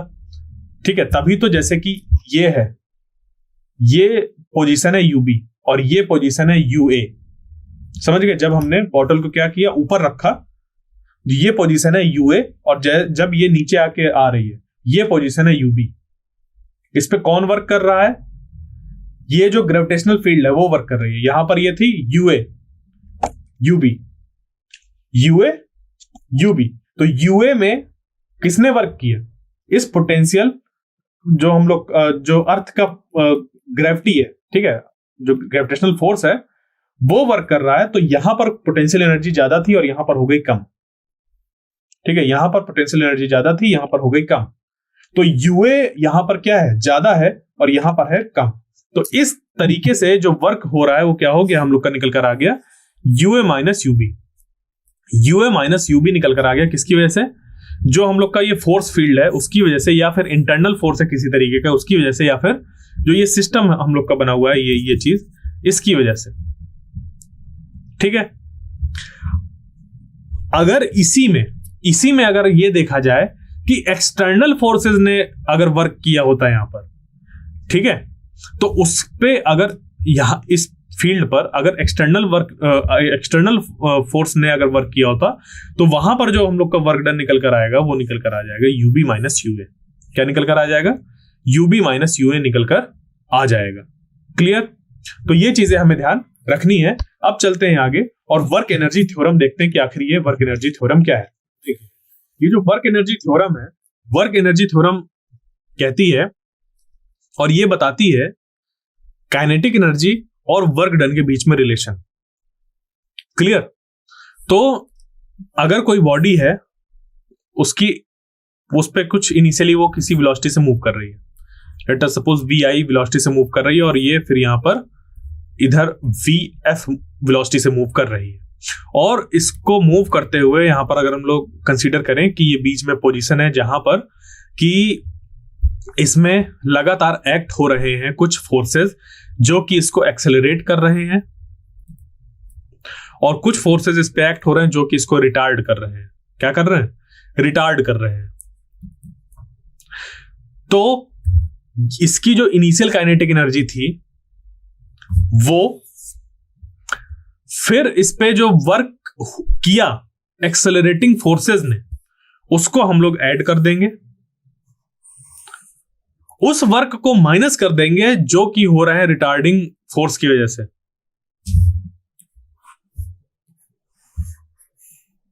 तो अब फाइनल यहां पर जो काइनेटिक एनर्जी होगी उसके बराबर ये हम लोग के हो जाएंगे। ठीक है, तो कोई बॉडी चलना चालू हुई, यहां पर कुछ पहले एनर्जी थी, इस पे एक फोर्स अप्लाई हुआ जो कि इसको क्या करेगा, आगे मूव करा रहा है, साथ ही साथ यहां पर इस पे कोई फोर्स एक्ट हो रहे होंगे जो कि इसको पीछे धक्का दे रहे होंगे। तो एक हो गया एक्सेलरेटिंग फोर्स, एक हो गया रिटार्डिंग फोर्स। तो एक्सेलरेटिंग फोर्स की वजह से होने वाला वर्क और रिटार्डिंग फोर्स की वजह से होने वाला वर्क, जब हम लोग इन तीनों को ऐड कर देंगे तो वो बराबर होगा किसके, फाइनल काइनेटिक एनर्जी की। किस बॉडी की फाइनल काइनेटिक एनर्जी क्या होगी। क्लियर, तो जैसे मैंने अभी कहा कि इन तीनों को ऐड कर देंगे, इन तीनों को ऐड जब हम लोग करेंगे तो ये क्या बन जाएगा कि जो एक्सेलरेटिंग फोर्स है वो तो हम लोग का पॉजिटिव वर्क डन देगा, और जो रिटार्डिंग फोर्स है वो निगेटिव वर्क डन देगा। तो यहाँ पर प्लस के बाद जब माइनस आएगा तो डायरेक्ट यहाँ पर माइनस लिख दिया गया, ये करते हैं ना हम लोग। ठीक है, बिल्कुल वही चीज। तो इस तरीके से ये हुआ है। क्लियर? तो इसका अगर हम लोग एक्सप्रेशन देखें तो ये निकल कर आ जाता है बॉडी की initial kinetic energy plus accelerating forces की वजह से जो वर्क डन होता है माइनस रिटार्डिंग फोर्स की वजह से जो वर्क होता है equal to final kinetic energy होती है उस बॉडी की। ठीक है, तो इससे हम लोग जो एक्सप्रेशन है वो क्या बना सकते हैं, WA minus WR is equal to KF minus KI। ठीक है, या KEF माइनस KI ऐसा लिख सकते हैं। क्लियर? ये होती है वर्क एनर्जी थ्योरम, यानी कि जो बॉडी है वो मूव कर रही है, उसमें अगर वर्क किया जाएगा तो उसकी काइनेटिक एनर्जी बढ़ेगी। यानी कि अगर ये बॉटल ऐसे किसी वेलोसिटी से मूव कर रही है, अब मुझे इस पे क्या करना है, वर्क करना है, तो मैं इस पे क्या करूंगा, जैसे ही वर्क करूंगा उसकी वजह से इसकी काइनेटिक एनर्जी बढ़ जाएगी। क्या हो जाएगी, इसकी काइनेटिक एनर्जी बढ़ जाएगी। समझ पे आया? तो इनिशियल जो काइनेटिक एनर्जी थी इस बॉडी, जिस एनर्जी के साथ ये मूव कर रही थी, क्योंकि कांस्टेंट वेलोसिटी से अगर मूव कर रही है तो उसकी एक कांस्टेंट काइनेटिक एनर्जी भी होगी। और जैसे इस पे मैं कोई वर्क कर दूंगा, जैसे इस पे इसकी वेलोसिटी बढ़ा दूंगा, तो इनिशियल काइनेटिक एनर्जी में जो मैंने वर्क किया एक्सटर्नल जो इसको मैंने एनर्जी सप्लाई करी, वो इसकी काइनेटिक एनर्जी बढ़ाने में इस्तेमाल हो गई और ये यहां पर आ गया। बट साथ ही साथ अगर इस पे किसी तरीके के रिटार्डिंग फोर्स लग रहे होते, जैसे कि मैं किसी सरफेस पे इस पे रख के इसको मूव कराता, तो इस पे फ्रिक्शनल फोर्स भी लग रहा होता ना, तो वो फ्रिक्शनल फोर्स क्या करेगा, रिटार्ड करेगा। तो उसकी वजह से, उस फ्रिक्शनल फोर्स की वजह से जितना हम लोग का वर्क डन होगा वो भी यहां पर इंक्लूड करना पड़ेगा हम लोग को, ऐसा माइनस लेके। तो ये निकल कर आ जाता है, फाइनल एनर्जी में कंट्रीब्यूशन जो होगा वो ये निकल कर आएगा। तो ये है हम लोग की वर्क एनर्जी थ्योरम, इसको हमें ध्यान रखना है। और चलते हैं हम आगे, significance of work energy theorem. आखिर इसका जो वर्क एनर्जी थ्योरम है हम लोग को कैसे देखने को मिलती है अपने चारों तरफ, तो देखिए समझिएगा बात को बिल्कुल बहुत ध्यान से। एक बॉडी है, ठीक है, वही बॉडी मूव करते करते यहां तक पहुंची। तो अगर इस पे समझिएगा बात को, अगर इस पे जो फोर्स लग रहा है, अगर इस पे जो फोर्स लग रहा है मतलब एक्सटर्नल जो फोर्स लगा हुआ है, एक्सटर्नल फोर्स, उस एक्सटर्नल फोर्स की वजह से अगर क्या हो, क्योंकि इसकी पहले काइनेटिक एनर्जी कुछ थी और फाइनल काइनेटिक एनर्जी कुछ हो गई, तो अगर फाइनल काइनेटिक एनर्जी बढ़ गई, यानी कि एक्सटर्नल फोर्स ने इस पे वर्क किया है, और एक्सटर्नल वर्क ने कैसा वर्क किया है, पॉजिटिव वर्क किया है। ठीक है, एक्सटर्नल फोर्स ने कैसा वर्क किया है, पॉजिटिव वर्क किया है। ठीक है, तो यहां पर एक और चीज ऐड कर सकते हैं कि जो एक्सटर्नल फोर्स की वजह से है वो जो वर्क डन है, वो वर्क डन होगा पॉजिटिव। कैसा होगा, वो वर्क डन होगा पॉजिटिव। क्लियर? किसकी वजह से, एक्सटर्नल फोर्स की वजह से। अगर फाइनल काइनेटिक एनर्जी क्या हो जाए, कम हो जाए इनिशियल काइनेटिक एनर्जी से, यानी कि इसमें जो फोर्स लग रहा होगा वो क्या कर रहा होगा, इसके अपोजिट डायरेक्शन में, जो जिस डायरेक्शन में इसका मोशन है, इसकी अपोजिट डायरेक्शन में फोर्स लग रहा होगा और इसकी एनर्जी को कम कर रहा है वो। ठीक है, यानी कि इनिशियल काइनेटिक एनर्जी ज्यादा थी और फाइनल जो काइनेटिक एनर्जी वो कम हो गई, यानी कि जो एक्सटर्नल वर्क डन है वो कैसा है, निगेटिव है। ठीक है, फोर्स का डायरेक्शन इधर और डिस्प्लेसमेंट इधर, तो एक्सटर्नल वर्क कैसा है, निगेटिव है। यह आप लोग ने 9th क्लास में जरूर पढ़ा होगा कि अगर फोर्स इस डायरेक्शन में और डिस्प्लेसमेंट इस डायरेक्शन में तो 180 का ये, तो F डॉट D से हम लोग cos थीटा की वैल्यू 180 डिग्री रखेंगे, तो F यहां पर माइनस और D मतलब निगेटिव वर्क हो गया। सेम चीज यहां पर भी है कि डिस्प्लेसमेंट इधर हो रहा है, फोर्स एक्सटर्नल इधर लग रहा है, जिसकी वजह से ये जो हम लोग की बॉडी है उस पे क्या हो रहा है, एनर्जी उसकी लूज हो रही है, तो फाइनल काइनेटिक एनर्जी जो है वो इनिशियल से कम है। तो ये तो बात थी एक्सटर्नल वर्क की बात। अगर हम ये बात करें कि जो फाइनल काइनेटिक एनर्जी है वो अगर ज्यादा हो इनिशियल काइनेटिक एनर्जी से, यानी कि इसमें एनर्जी क्या हुई, गेन हुई। क्या हुई, इस बॉडी में एनर्जी गेन हुई, तो पहली स्लाइड को ध्यान करिए, वहां पर लिखा था कि जब भी कोई बॉडी एनर्जी गेन करती है तो उस बॉडी में जो होता है वर्क, मतलब इस बॉडी में जो वर्क होता है वो कैसा होता है, निगेटिव वर्क होता है, क्योंकि ये बॉडी जो है वो अपने आप में क्या करती है, एक एनर्जी को गेन करती है। ठीक है, तो इस बॉडी की वजह से जो वर्क हो रहा है वो कैसा है, निगेटिव है। ध्यान दीजिएगा, इस बॉडी की वजह से जो वर्क है वो निगेटिव है। क्लियर? फिर से मैं रिपीट कर दूं, 3 चीजें यहां पे। अगर ये बॉडी की काइनेटिक एनर्जी इनिशियली KI है, फाइनल काइनेटिक एनर्जी KF है, और फाइनल काइनेटिक एनर्जी क्या हो जाए, बढ़ जाए as compared to initial kinetic energy, यानी कि पहला ये जो केस है यहां पर ये बने, उस पर जो बॉडी की वजह से वर्क डन होगा, मतलब वर्क डन बाय बॉडी जो होगा वो निगेटिव होगा। क्या होगा, वो निगेटिव होगा। क्यों? क्योंकि जब हम उस बॉडी की बात कर रहे हैं तो उस पे एनर्जी आ रही है। क्या हो रही है, आ रही है। तो उस पे जब एनर्जी आती है, यानी कि जो work done by that body होता है वो निगेटिव होती है। मैं कुछ कर ही नहीं रहा, मुझ पे अपने आप एनर्जी आई जा रही है। तो मैं जब वर्क कर ही नहीं रहा तो एनर्जी जब आ रही है तो मैं बोलूंगा मैंने निगेटिव वर्क किया। क्लियर? बट ये आ कहां से रही है, एक्सटर्नल वर्क डन जो हो रहा है वहां से आ रही है, तो ये सप्लाई हो रहा है। ठीक है, वर्क डन यहां पर पॉजिटिव एक्सटर्नल, यानी कि वहां से सप्लाई हो रही है एनर्जी, और एनर्जी इस पर आ रही है। ठीक है, तो इसमें आ रही है, तो इस body work done by body जो होगा वो निगेटिव हो जाएगा, और एक्सटर्नल की वजह से जो वर्क डन होगा वो पॉजिटिव हो जाएगा, क्योंकि वो सप्लायर है। इसी तरीके से यहां पर हम लोग के पास दूसरा केस है कि जो KF है अगर वो लेस देन KI हो जाए, तो पहली चीज ये हो गई।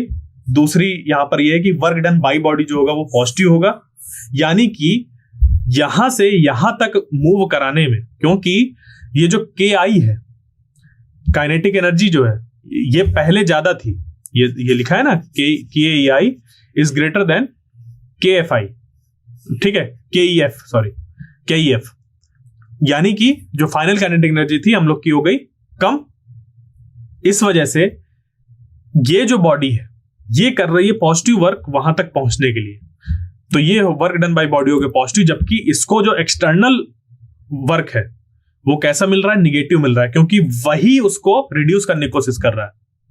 ठीक है, तो इस तरीके से जो चीजें होती हैं वो इस पे रिलेटेड होती हैं हम लोग की वर्क एनर्जी थ्योरम से। हम लोग वहां पर देखते हैं कि कैसे कौन वर्क कर रहा है। अब देखिए equilibrium and potential energy. Equilibrium, जैसे ये बॉटल है, इस बॉटल को अगर मैं ऐसे इधर कर दूं, ये वापस इधर ही आ गई, मैं कुछ नहीं कर रहा, मैं हाथ एकदम मेरा बराबर रखा हुआ है, सिर्फ मैं बॉटल को इधर लेके आ रहा हूं और ये क्या हो जा रही है, इस पॉइंट से वापस आ जा रही है। तो ये अभी जिस पोजीशन में रखी हुई है, ये रखी हुई है स्टेबल इक्विलिब्रियम में।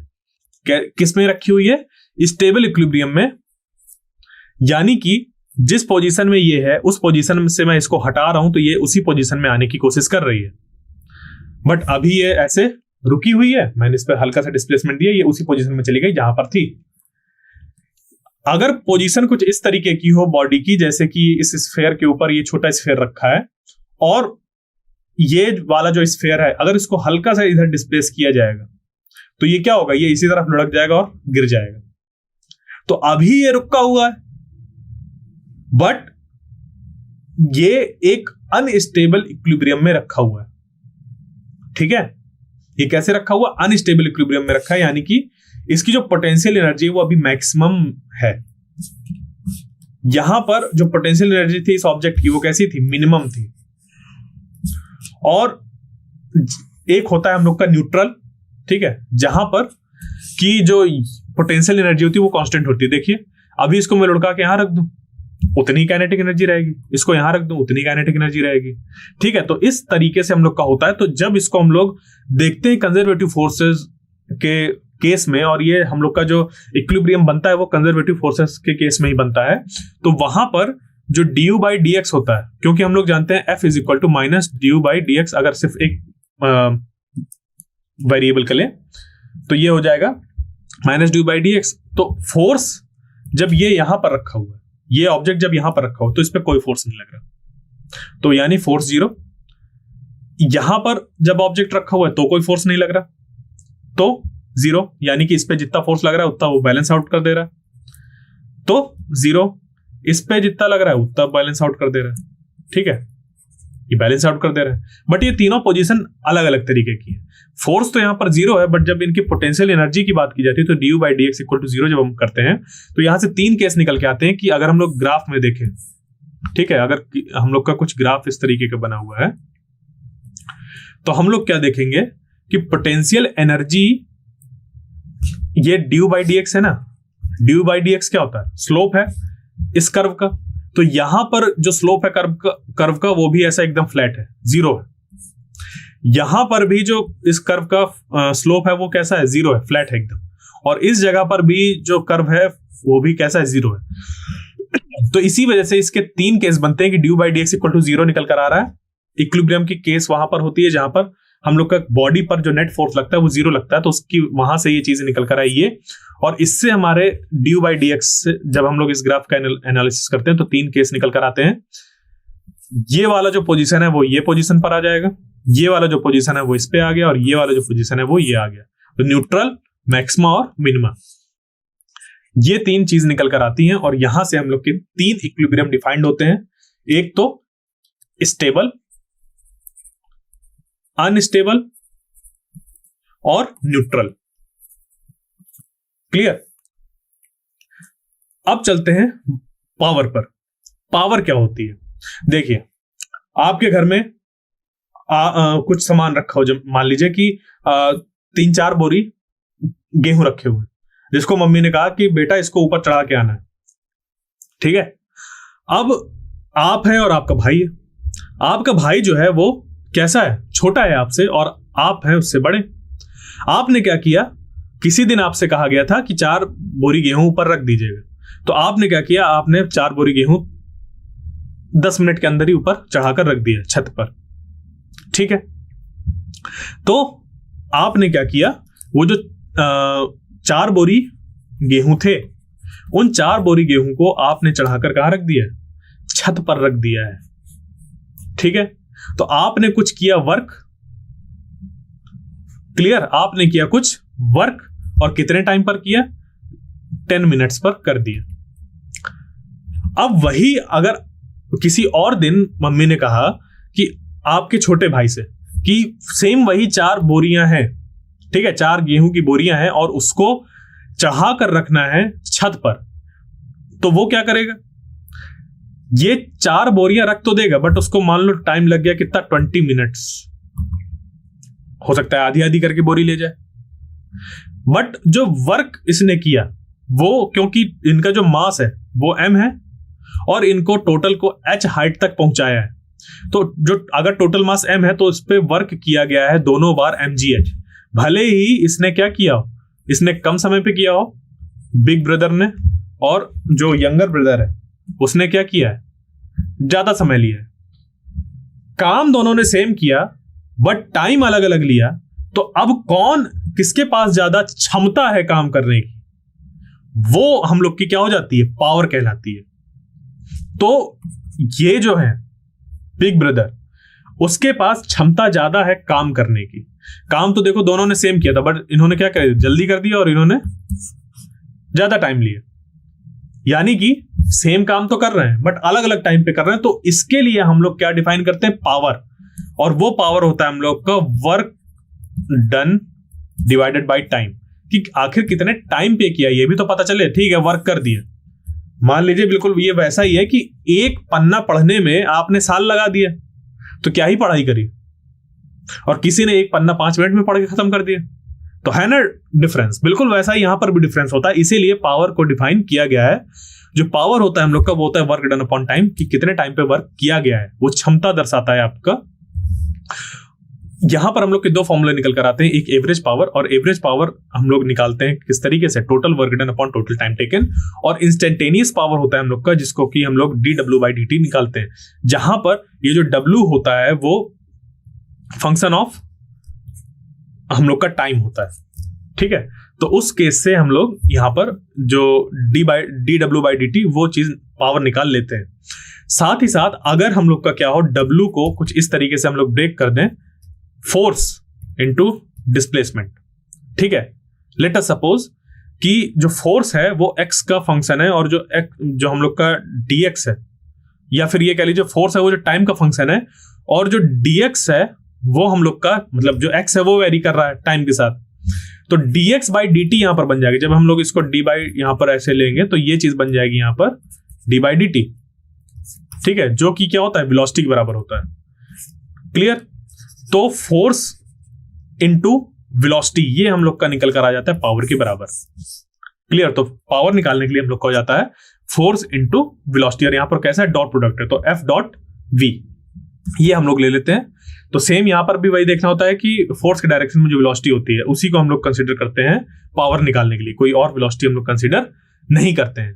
क्लियर? तो ये चीजें आपको ध्यान रखनी है पावर से रिलेटेड। और पावर भी हम लोग का किस पे डिपेंड कर रहा है, वर्क पर। तो वर्क अगर पॉजिटिव है तो पावर पॉजिटिव होगी, अगर वर्क निगेटिव है तो निगेटिव पावर होगी। इसी तरीके से हम लोग को ये चीजें ध्यान में रखनी है। आइए आगे बढ़ते हैं और करते हैं कुछ क्वेश्चंस को। अ बॉडी ऑफ मास 2 kg, पढ़िए अच्छा एक बार इस क्वेश्चन को। एक बॉडी है, a body of mass 2 kg initially at rest, शुरुआत में कैसी थी, रेस्ट में थी, is acted upon simultaneously by 2 forces, one of 4 newton and other of 3 newton, acting at right angles to each other.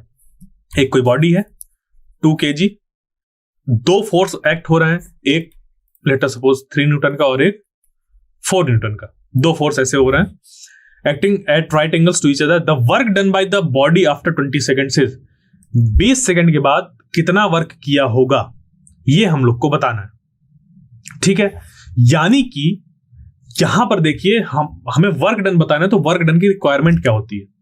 Work done की requirement होती है कि जो बॉडी है वो कितना मूव कर रही है, यही तो हम लोग की रिक्वायरमेंट होती है। तो इसमें क्या करेंगे, हम लोग डिस्प्लेसमेंट निकालेंगे। हमें फोर्स चाहिए और उसी के डायरेक्शन में होने वाला डिस्प्लेसमेंट चाहिए, और फिर वही हम लोग का वर्क निकल कर आ जाता है। तो इसको हम लोग कैसे सॉल्व कर सकते हैं? इसको सॉल्व कर सकते हैं कुछ इस तरीके से कि अगर ये जो फोर्स है, इन फोर्स का हम लोग एक रिजल्टेंट फोर्स निकाल लें यहां पर, और फिर उस रिजल्टेंट फोर्स से क्या करें, यहां पर हम लोग जैसे कि इसका रिजल्टेंट फोर्स जो निकल कर आएगा 5 न्यूटन निकल कर आएगा। तो अगर रिजल्टेंट फोर्स हम लोग ने निकाल लिया कि कुछ रिजल्टेंट फोर्स निकल कर आ रहा है और उस डायरेक्शन में कितना हम लोग का ये जो बॉडी है वो मूव कर रही है, अगर वो निकाल लें तो वहां से हम लोग का काम जो होगा वो निकल कर आसान हो जाएगा। तो इनिशियली कैसी थी, रेस्ट में थी, यानी कि इनिशियल जो हम लोग की वेलोसिटी वो कितनी है, 0 है। फाइनल वेलोसिटी कितनी है? फाइनल वेलोसिटी हम लोग निकाल सकते हैं क्योंकि 20 सेकंड्स के बाद निकालनी है और उस पर लगातार क्या एक्ट हो रहा है, एक फोर्स एक्ट हो रहा है। तो ये जो है हम लोग का 5 न्यूटन को 2 से डिवाइड कर देंगे तो ये निकल कर आ जाएगा एक्सेलरेशन। इस एक्सेलरेशन को फिर हम लोग यूज कर लेंगे, तो हम लोग एस भी निकाल सकते हैं, ut प्लस हाफ at², या फिर हम लोग v निकालकर काइनेटिक एनर्जी निकाल सकते हैं, वहां से भी चीज निकल कर आ जाएगी। तो आप चाहे s is equal to ut plus half at² लगाकर करिए, जहां पर u 0 हो जाएगा तो s is equal to half at² हो जाएगा, उससे चीजें निकल सकती हैं, या फिर डायरेक्ट हम लोग v निकाल कर भी कर सकते हैं, काइनेटिक एनर्जी निकाल के। तो आइए इसको देखते हैं कि कैसे हम लोग को करना है। तो जो फोर्स निकल कर आया रिजल्टेंट वो कितना हो गया, 5 न्यूटन। बताया कि एक फोर्स लग रहा है इधर 3 न्यूटन का और इधर 4 न्यूटन का। किधर भी डायरेक्शन मान सकते थे, फोर्स इधर 4 इधर भी मान सकते थे, 3 इधर, या फिर 4 इधर 3 इधर, या फिर 4 इधर और 3 इधर, किधर भी मान सकते थे, क्योंकि इनका जो हो रहा है वो रिजल्टेंट की वजह से हो रहा है और वो है 5 न्यूटन। और ये जो बॉडी है हम लोग की वो कितनी है, 2 kg की। तो एक्सेलरेशन निकल कर आ गया हम लोग का 2.5 मीटर पर सेकंड स्क्वायर। यहां से हम लोग s is equal to ut plus half at² से s निकाल लेंगे, जो कि निकल कर आ गया कितना, 500 मीटर। तो वर्क डन हम लोग का क्या हो जाएगा, इस डायरेक्शन में होने वाले डिस्प्लेसमेंट और इस डायरेक्शन में जो फोर्स लग रहा है उसका मल्टीप्लाई कर दिया तो निकल कर आ गया। क्लियर? कोई इस पे प्रॉब्लम नहीं है? आगे चलते हैं। इसमें जो मैथमेटिक्स है उसको कर लीजिएगा, मैंने स्टेप समझा दिया कि क्या ध्यान रखना है। उल्टा चलते हैं हम लोग, जो पूछता है वहीं से चीजें चलते हैं, फिर रिक्वायरमेंट देखते हैं अपनी। वर्क पूछा था ना, तो वर्क होता है फोर्स इनटू डिस्प्लेसमेंट, तो हमें ये पता करना है, ये पता करना है, ये पता करना है कैसे निकल कर आएगा। दो अलग डायरेक्शन में लग रही हैं, एक डायरेक्शन पे निकाल ले, उसी डायरेक्शन की डिस्प्लेसमेंट निकाल ले, तो इस डायरेक्शन पे फोर्स निकाल लिया और उस फोर्स से निकाल लिया एक्सेलरेशन, उस एक्सेलरेशन से निकाल लिया हम लोग ने एस और उसको यहां पर पुट कर दिया। It's so simple. ठीक है, इस तरीके से ये चीज करते हैं। अब चलते हैं क्वेश्चन नंबर 2 में। An object is displaced from point A, ठीक है, ये पॉइंट ए है, to point B under a constant force, एक कांस्टेंट फोर्स उस पर अप्लाई हो रहा है। Then the work done by the force in this process is, हमें वर्क डन निकालना है। तो देखो ए और बी, ये फोर्स अप्लाई हो रहा है। अब ये जो फोर्स हम लोग का यहां पर लग रहा है उसको निकालने के लिए हम लोग क्या करेंगे, ए और बी का ये कोऑर्डिनेट दिया हुआ है ना, ये 2,2,4 और बी दिया हुआ है हम लोग का कितना 1,2,3, कोऑर्डिनेट ही तो दिए हुए हैं। तो ये जो कोऑर्डिनेट्स दिए हैं इन कोऑर्डिनेट्स का हम लोग यूज करेंगे और निकाल लेंगे डिस्प्लेसमेंट। क्या निकाल लेंगे? डिस्प्लेसमेंट। ठीक है, उससे हम लोग का जो वर्क डन है वो निकल कर आ जाएगा। तो आइए देखें इसको कैसे करना है। तो हम लोग जानते हैं कि जो हम लोग का फोर्स है वो कांस्टेंट दिया हुआ है। ठीक है, तो इसको एक और तरीके से कर सकते हैं, डायरेक्ट हम लोग, क्योंकि डॉट प्रोडक्ट हम लोग को दोनों वेक्टर फॉर्म पे दिए, तो हाँ हम लोग डायरेक्ट डॉट प्रोडक्ट करके भी इसको निकाल सकते हैं, हमें अलग अलग निकालने की जरूरत नहीं है। ठीक है, तो work done is equal to होता है फोर्स इंटू डिस्प्लेसमेंट, ये है, और ये होता है हम लोग का एफ डॉट एस। अभी यहां पर सबसे पहले क्या निकालेंगे? डिस्प्लेसमेंट, जिसकी मैं बात कर रहा था। ठीक है, तो ए और बी इसके बीच का हम लोग को निकालना होता है डिस्प्लेसमेंट। तो जब यहां से हम लोग डिस्प्लेसमेंट निकालेंगे, जैसे कि मैं पहले भी बता रहा था, जो पिछली स्लाइड थी जहां पर क्वेश्चन था, तो वहां पर जब बताया कि डिस्प्लेसमेंट निकालना है हम लोग को, तो डिस्प्लेसमेंट देखो यहाँ के कोऑर्डिनेट दिए हैं, यहाँ के दिए हुए हैं। तो निकालने के लिए क्या कर लेंगे, जो फाइनल हम लोग का कोऑर्डिनेट है माइनस इनिशियल कोऑर्डिनेट, यानी कि R B minus R A कर देंगे, तो हम लोग का ये जो डिस्प्लेसमेंट वेक्टर है वो निकल कर आ जाएगा। क्लियर? इस तरीके से ये हमें एक वेक्टर मिल जाएगा, डिस्प्लेसमेंट वेक्टर। हमने पोजीशन वेक्टर को माइनस कर दिया तो डिस्प्लेसमेंट वेक्टर मिल गया। यहां से ये निकल कर आ गया कितना, जो डिस्प्लेसमेंट वेक्टर है वो कितना हो गया, ये, इसको आर को एस भी बोल सकते हैं क्योंकि डिस्प्लेसमेंट है। ठीक है, आर बोलिए चाहे एस बोलिए, कोई फर्क नहीं पड़ता उस पर। ये हो गया। अब यहां पर इसका डॉट प्रोडक्ट ले लेंगे, तो फोर्स इंटू डिस्प्लेसमेंट, जब इसको हम लोग डॉट प्रोडक्ट लेंगे तो क्या हो जाएगा, ये इसके साथ मल्टीप्लाई होगा, ये इसके साथ मल्टीप्लाई होगा, ये इसके साथ मल्टीप्लाई होगा। ठीक है, एक्चुअली जो डॉट प्रोडक्ट का किस्सा होता है वो थोड़ा लंबा होता है, बट हम लोग ने अपने ईज के लिए ये चीज पॉइंट बना, मतलब एक्सेप्ट करके रखा है कि ये इसके साथ मल्टीप्लाई होगा, ये इसके साथ मल्टीप्लाई होगा, ये इसके साथ मल्टीप्लाई होगा। क्यों? क्योंकि जो बाकी टर्म्स होते हैं वो जीरो हो जाते हैं। तो ऐसा करना सही भी है क्योंकि हमें अपने टाइम बचाना है, हर बार लॉन्ग प्रोसेस नहीं करते। ये बिल्कुल वैसा ही है जैसे कि हम लोग इक्वेशन सॉल्व करते हुए ये बोलते हैं कि X Y is equal to, अगर 5z लेट अस सपोज ऐसे लिखा हुआ है, 6z ऐसे लिखा हुआ है, फिर हमें x निकालना है तो क्या बोलते हैं, 6z डिवाइडेड बाई y। ये होता है, बट क्या बोल देते हैं कि y इधर आ गया, y इधर आ गया। y ऐसे इधर आता नहीं है, इसकी जो प्रोसेस होती है वो ये होती है कि x y is equal to xz, दोनों तरफ y का डिवाइड करो, क्योंकि हम लोग की इस पे एक थ्योरम होती है कि जब भी हम लोग किसी इक्वेशन पर दोनों तरफ सेम ऑपरेशन करते हैं तो उसकी वैल्यू पे कोई फर्क नहीं पड़ता। तो सेम ऑपरेशन किया दोनों तरफ, X Y divided by Y, X Y divided by Y और 6z डिवाइडेड बाई वाई। तो यहां पर y से y कैंसिल आउट हो जाएगा, तो x is equal to xz divided by y निकल कर आ जाता है। तो हम लोग क्या करते हैं, डायरेक्ट यहां से ऐसे इस स्टेप पर जंप कर जाते हैं यहां से। ठीक है, यही करते हैं ना। तो सेम चीज हम लोग यहां पर भी करते हैं कि इसका मल्टीप्लाई इसके साथ, इसका मल्टीप्लाई इसके साथ, इसका मल्टीप्लाई इसके साथ, बट इसके अंदर भी चीजें छुपी हुई होती हैं। वो कैसे होता है? क्लियर? क्योंकि वो टर्म्स जीरो हो जाते हैं तो हम लोग उसको कंसीडर नहीं करते। तो वर्क डन हम लोग का निकल कर आ जाएगा -9 जूल। क्लियर? यहां पर माइनस साइन क्या सिग्निफाई कर रहा है कि ये जो हम लोग का वर्क है वो निगेटिव वर्क है, यानी कि जो हम लोग का फोर्स और डिस्प्लेसमेंट है वो अपोजिट डायरेक्शन में एक्ट हो रहे थे। क्लियर? तो अब चलते हैं आगे और क्वेश्चन नंबर 3 को सॉल्व करते हैं। A particle moves in a straight line with retardation proportional to its displacement. ध्यान से देखिएगा क्या बोला इन्होंने कि एक पार्टिकल मूव कर रहा है स्ट्रेट लाइन पर विद रिटार्डेशन प्रोपोर्शनल टू इस डिस्प्लेसमेंट, जो रिटार्डेशन है यानी कि d2x बाई dt2 वो प्रोपोर्शनल है इसके डिस्प्लेसमेंट के, यानी कि अगर रिटार्डेशन की बात करें तो -x हो गया और ये प्रोपोर्शनल हो गया x के। ठीक है, ये चीज, यानी कि अगर इसको बनाना चाहे तो ये बन जाएगा ऐसे, ये प्रोपोर्शनल टू -x। क्लियर? तो the loss in kinetic energy of the particle for any displacement x is proportional to, जो लॉस इन काइनेटिक एनर्जी होगा उस पार्टिकल के किसी भी डिस्प्लेसमेंट के लिए वो प्रोपोर्शनल होगा। तो हमें काइनेटिक एनर्जी निकालनी है। तो अगर हम लोग इसको इस तरीके से देखें कि d2x बाई dt2 क्या है यहां पर, ऐसा प्रोपोर्शनल टू -x² है, तो इसको क्या करेंगे हम लोग, d2x बाई dt2 और इक्वल टू अगर kx मान ले -kx, तो ये आपको इक्वेशन किस चीज की दिखाई दे रही है यहां पर? ठीक है, कुछ याद आ रहा होगा। तो d2x बाई dt2 यहां पर हम लोग क्या कर रहे हैं, k एक कांस्टेंट मान रहे हैं, यहां पर c भी मान सकते हैं। क्लियर? इस तरीके से ये किया।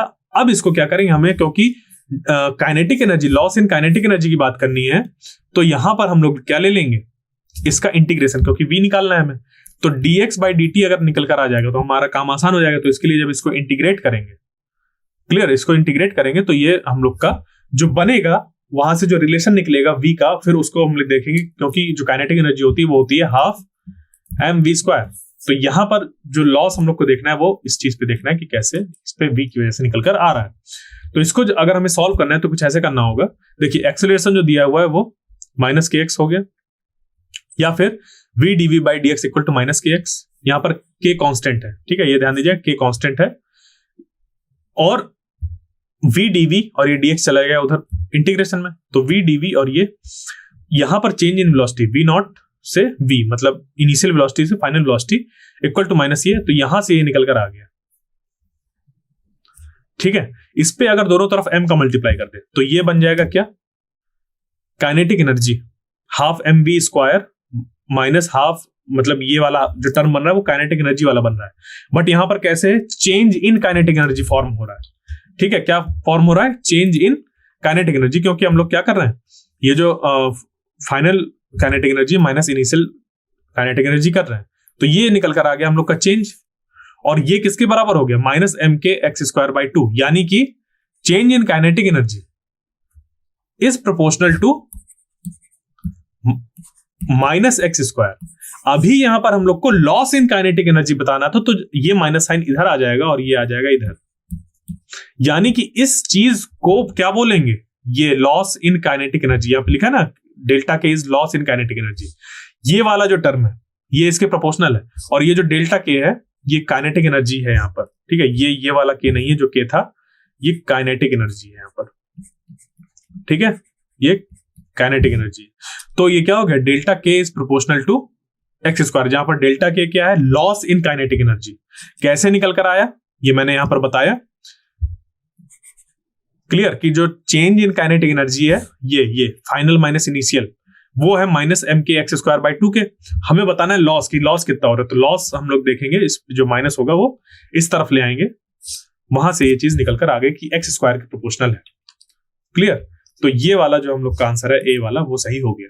क्लियर, अब चलते हैं आगे क्वेश्चन नंबर 4 पे।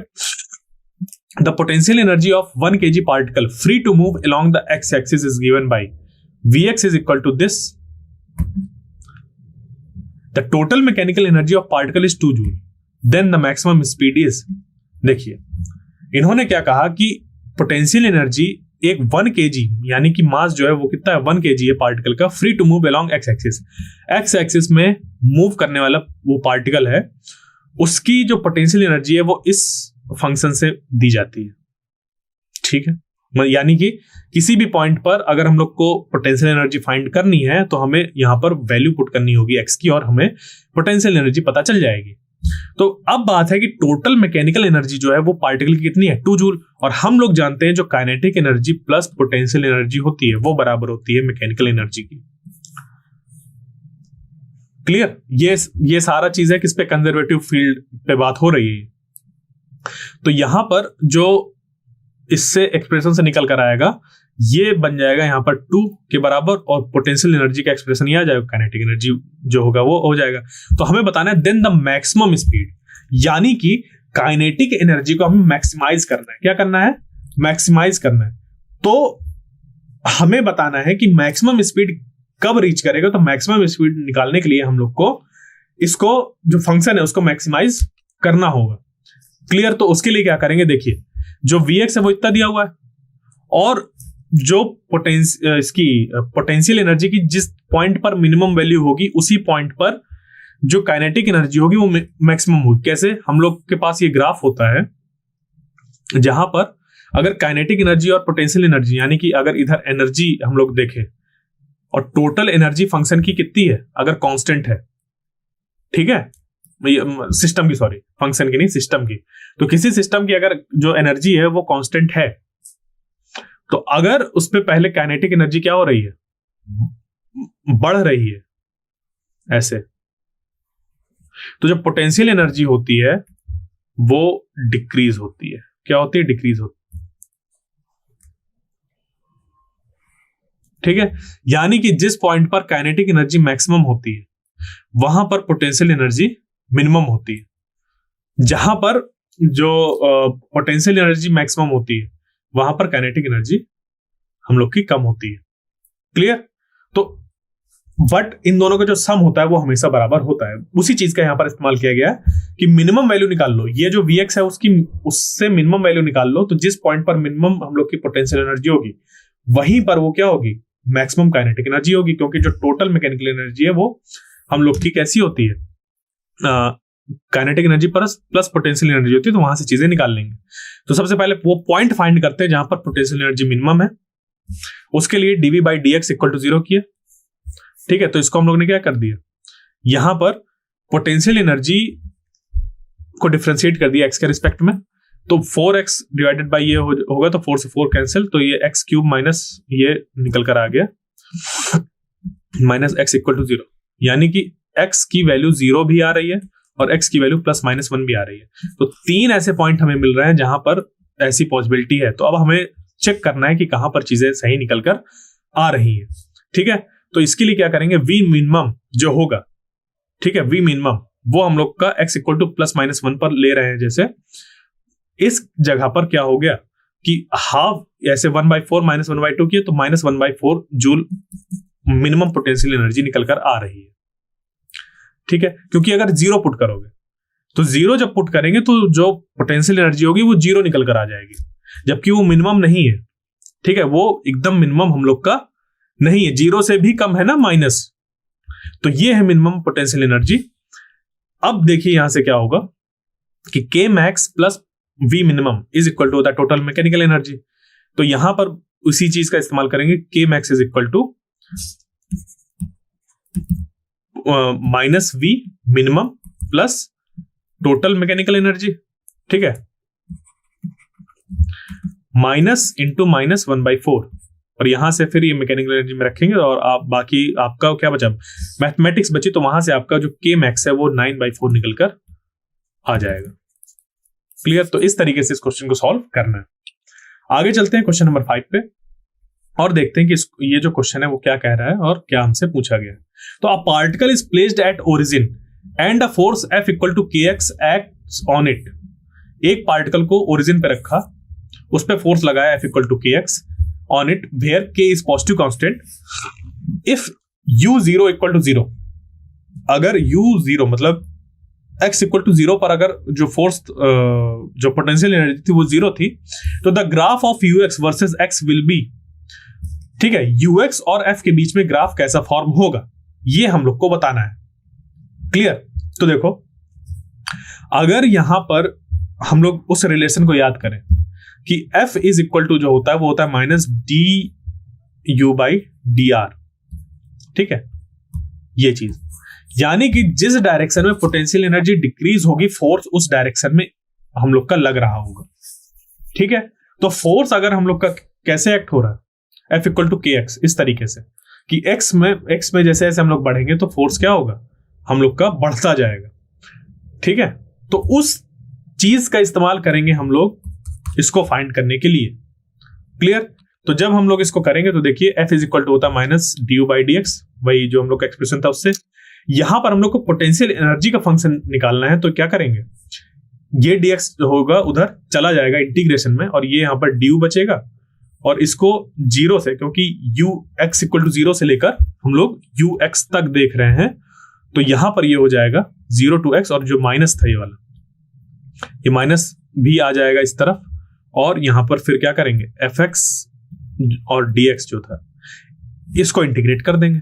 तो जब इसको इंटीग्रेट करेंगे तो ये हम लोग का हो गया ये, और kx था ये, और ये dx, तो इसका इंटीग्रेशन करने में आ जाएगा माइनस kx²/2। तो ux जो होगा वो हो जाएगा ये, ठीक है, माइनस kx²/2। बात समझ पे आई? तो इस तरीके से जो पोटेंशियल एनर्जी का हम लोग का फंक्शन बनेगा, अब वो क्या बनेगा उसको देख लेते हैं। तो ये जो ux equal to minus kx²/2 है, यानी कि अगर मैं इस पे प्लस x कुछ वैल्यू लेता हूं तो भी मेरी जो ux है वो कितनी आएगी, माइनस पे आएगी। और अगर मैं इस पे ux जो है वो माइनस पे x लेता हूं, यानी कि प्लस x लो, तो भी u जो होगा वो हम लोग का कैसा होगा, माइनस पे निकल कर आएगा। क्लियर? इस एक्सप्रेशन को यहां पर लेते हैं और यहां से इसको सॉल्व करके देखिए। ये जो एक्सप्रेशन है हम लोग का, वो ux इज इक्वल टू क्या है, माइनस kx²/2 ये है, ये ux का एक्सप्रेशन निकल कर आ गया। अब यहां पर क्या दिया है कि इसको क्योंकि हमें ग्राफ फाइंड करना है तो 3 चीजें ले लेते हैं। एक क्या, एक तो ux, ये जो पहली बात तो ये जो x है अगर इसको पॉजिटिव ले, उस केस में जो u आ रहा है वो क्या आ रहा है, निगेटिव आ रहा है, क्योंकि x जब पॉजिटिव रखोगे तो ये पूरा निगेटिव है। उसके बाद जब x निगेटिव रख रहे हो उस केस में भी ये जो u है वो निगेटिव ही आ रहा है, क्योंकि जब माइनस रखोगे तो यहाँ पे ये उसका स्क्वायर कर देगा और ये बन जाएगा। और जब हम लोग x की वैल्यू क्या ले रहे हैं, 0 ले रहे हैं, तो वो कितना आ रहा है, 0 आ रहा है। ठीक है, तो आप देखिए इस पे कौन सा ग्राफ ऐसा चीज रिप्रेजेंट कर रहा है। तो ये ग्राफ है हम लोग का ये पहला वाला, जहां पर जब हम लोग ने पॉजिटिव x लिया, ये पॉजिटिव x लिया, तो भी u जो है वो माइनस में आ रहा है। जब हम लोग ने माइनस u लिया तब भी ये जो u है वो माइनस ही आ रहा है, और जब x इक्वल टू 0 लिया तो वो हम लोग का 0 आ रहा है। ठीक है, तो इस तरीके से हम लोग का जो पहला वाला आंसर है वो सही हो गया। इसमें सीधे देख सकते हैं कि ये हम लोग की एक इक्वेशन भी है। ठीक है, तो इस तरीके से पैराबोलिक इक्वेशन है, तो वहां से चीजें भी हम लोग निकाल सकते हैं। तो अब चलते हैं हम लोग के होमवर्क प्रॉब्लम्स पे। ये रही एक प्रॉब्लम, दूसरी ये,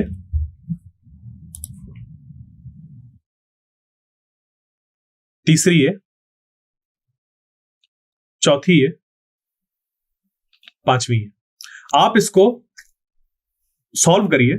इसको मैं एक बार और दिखा देता हूं अगर आपको नहीं दिखाई दिया। ये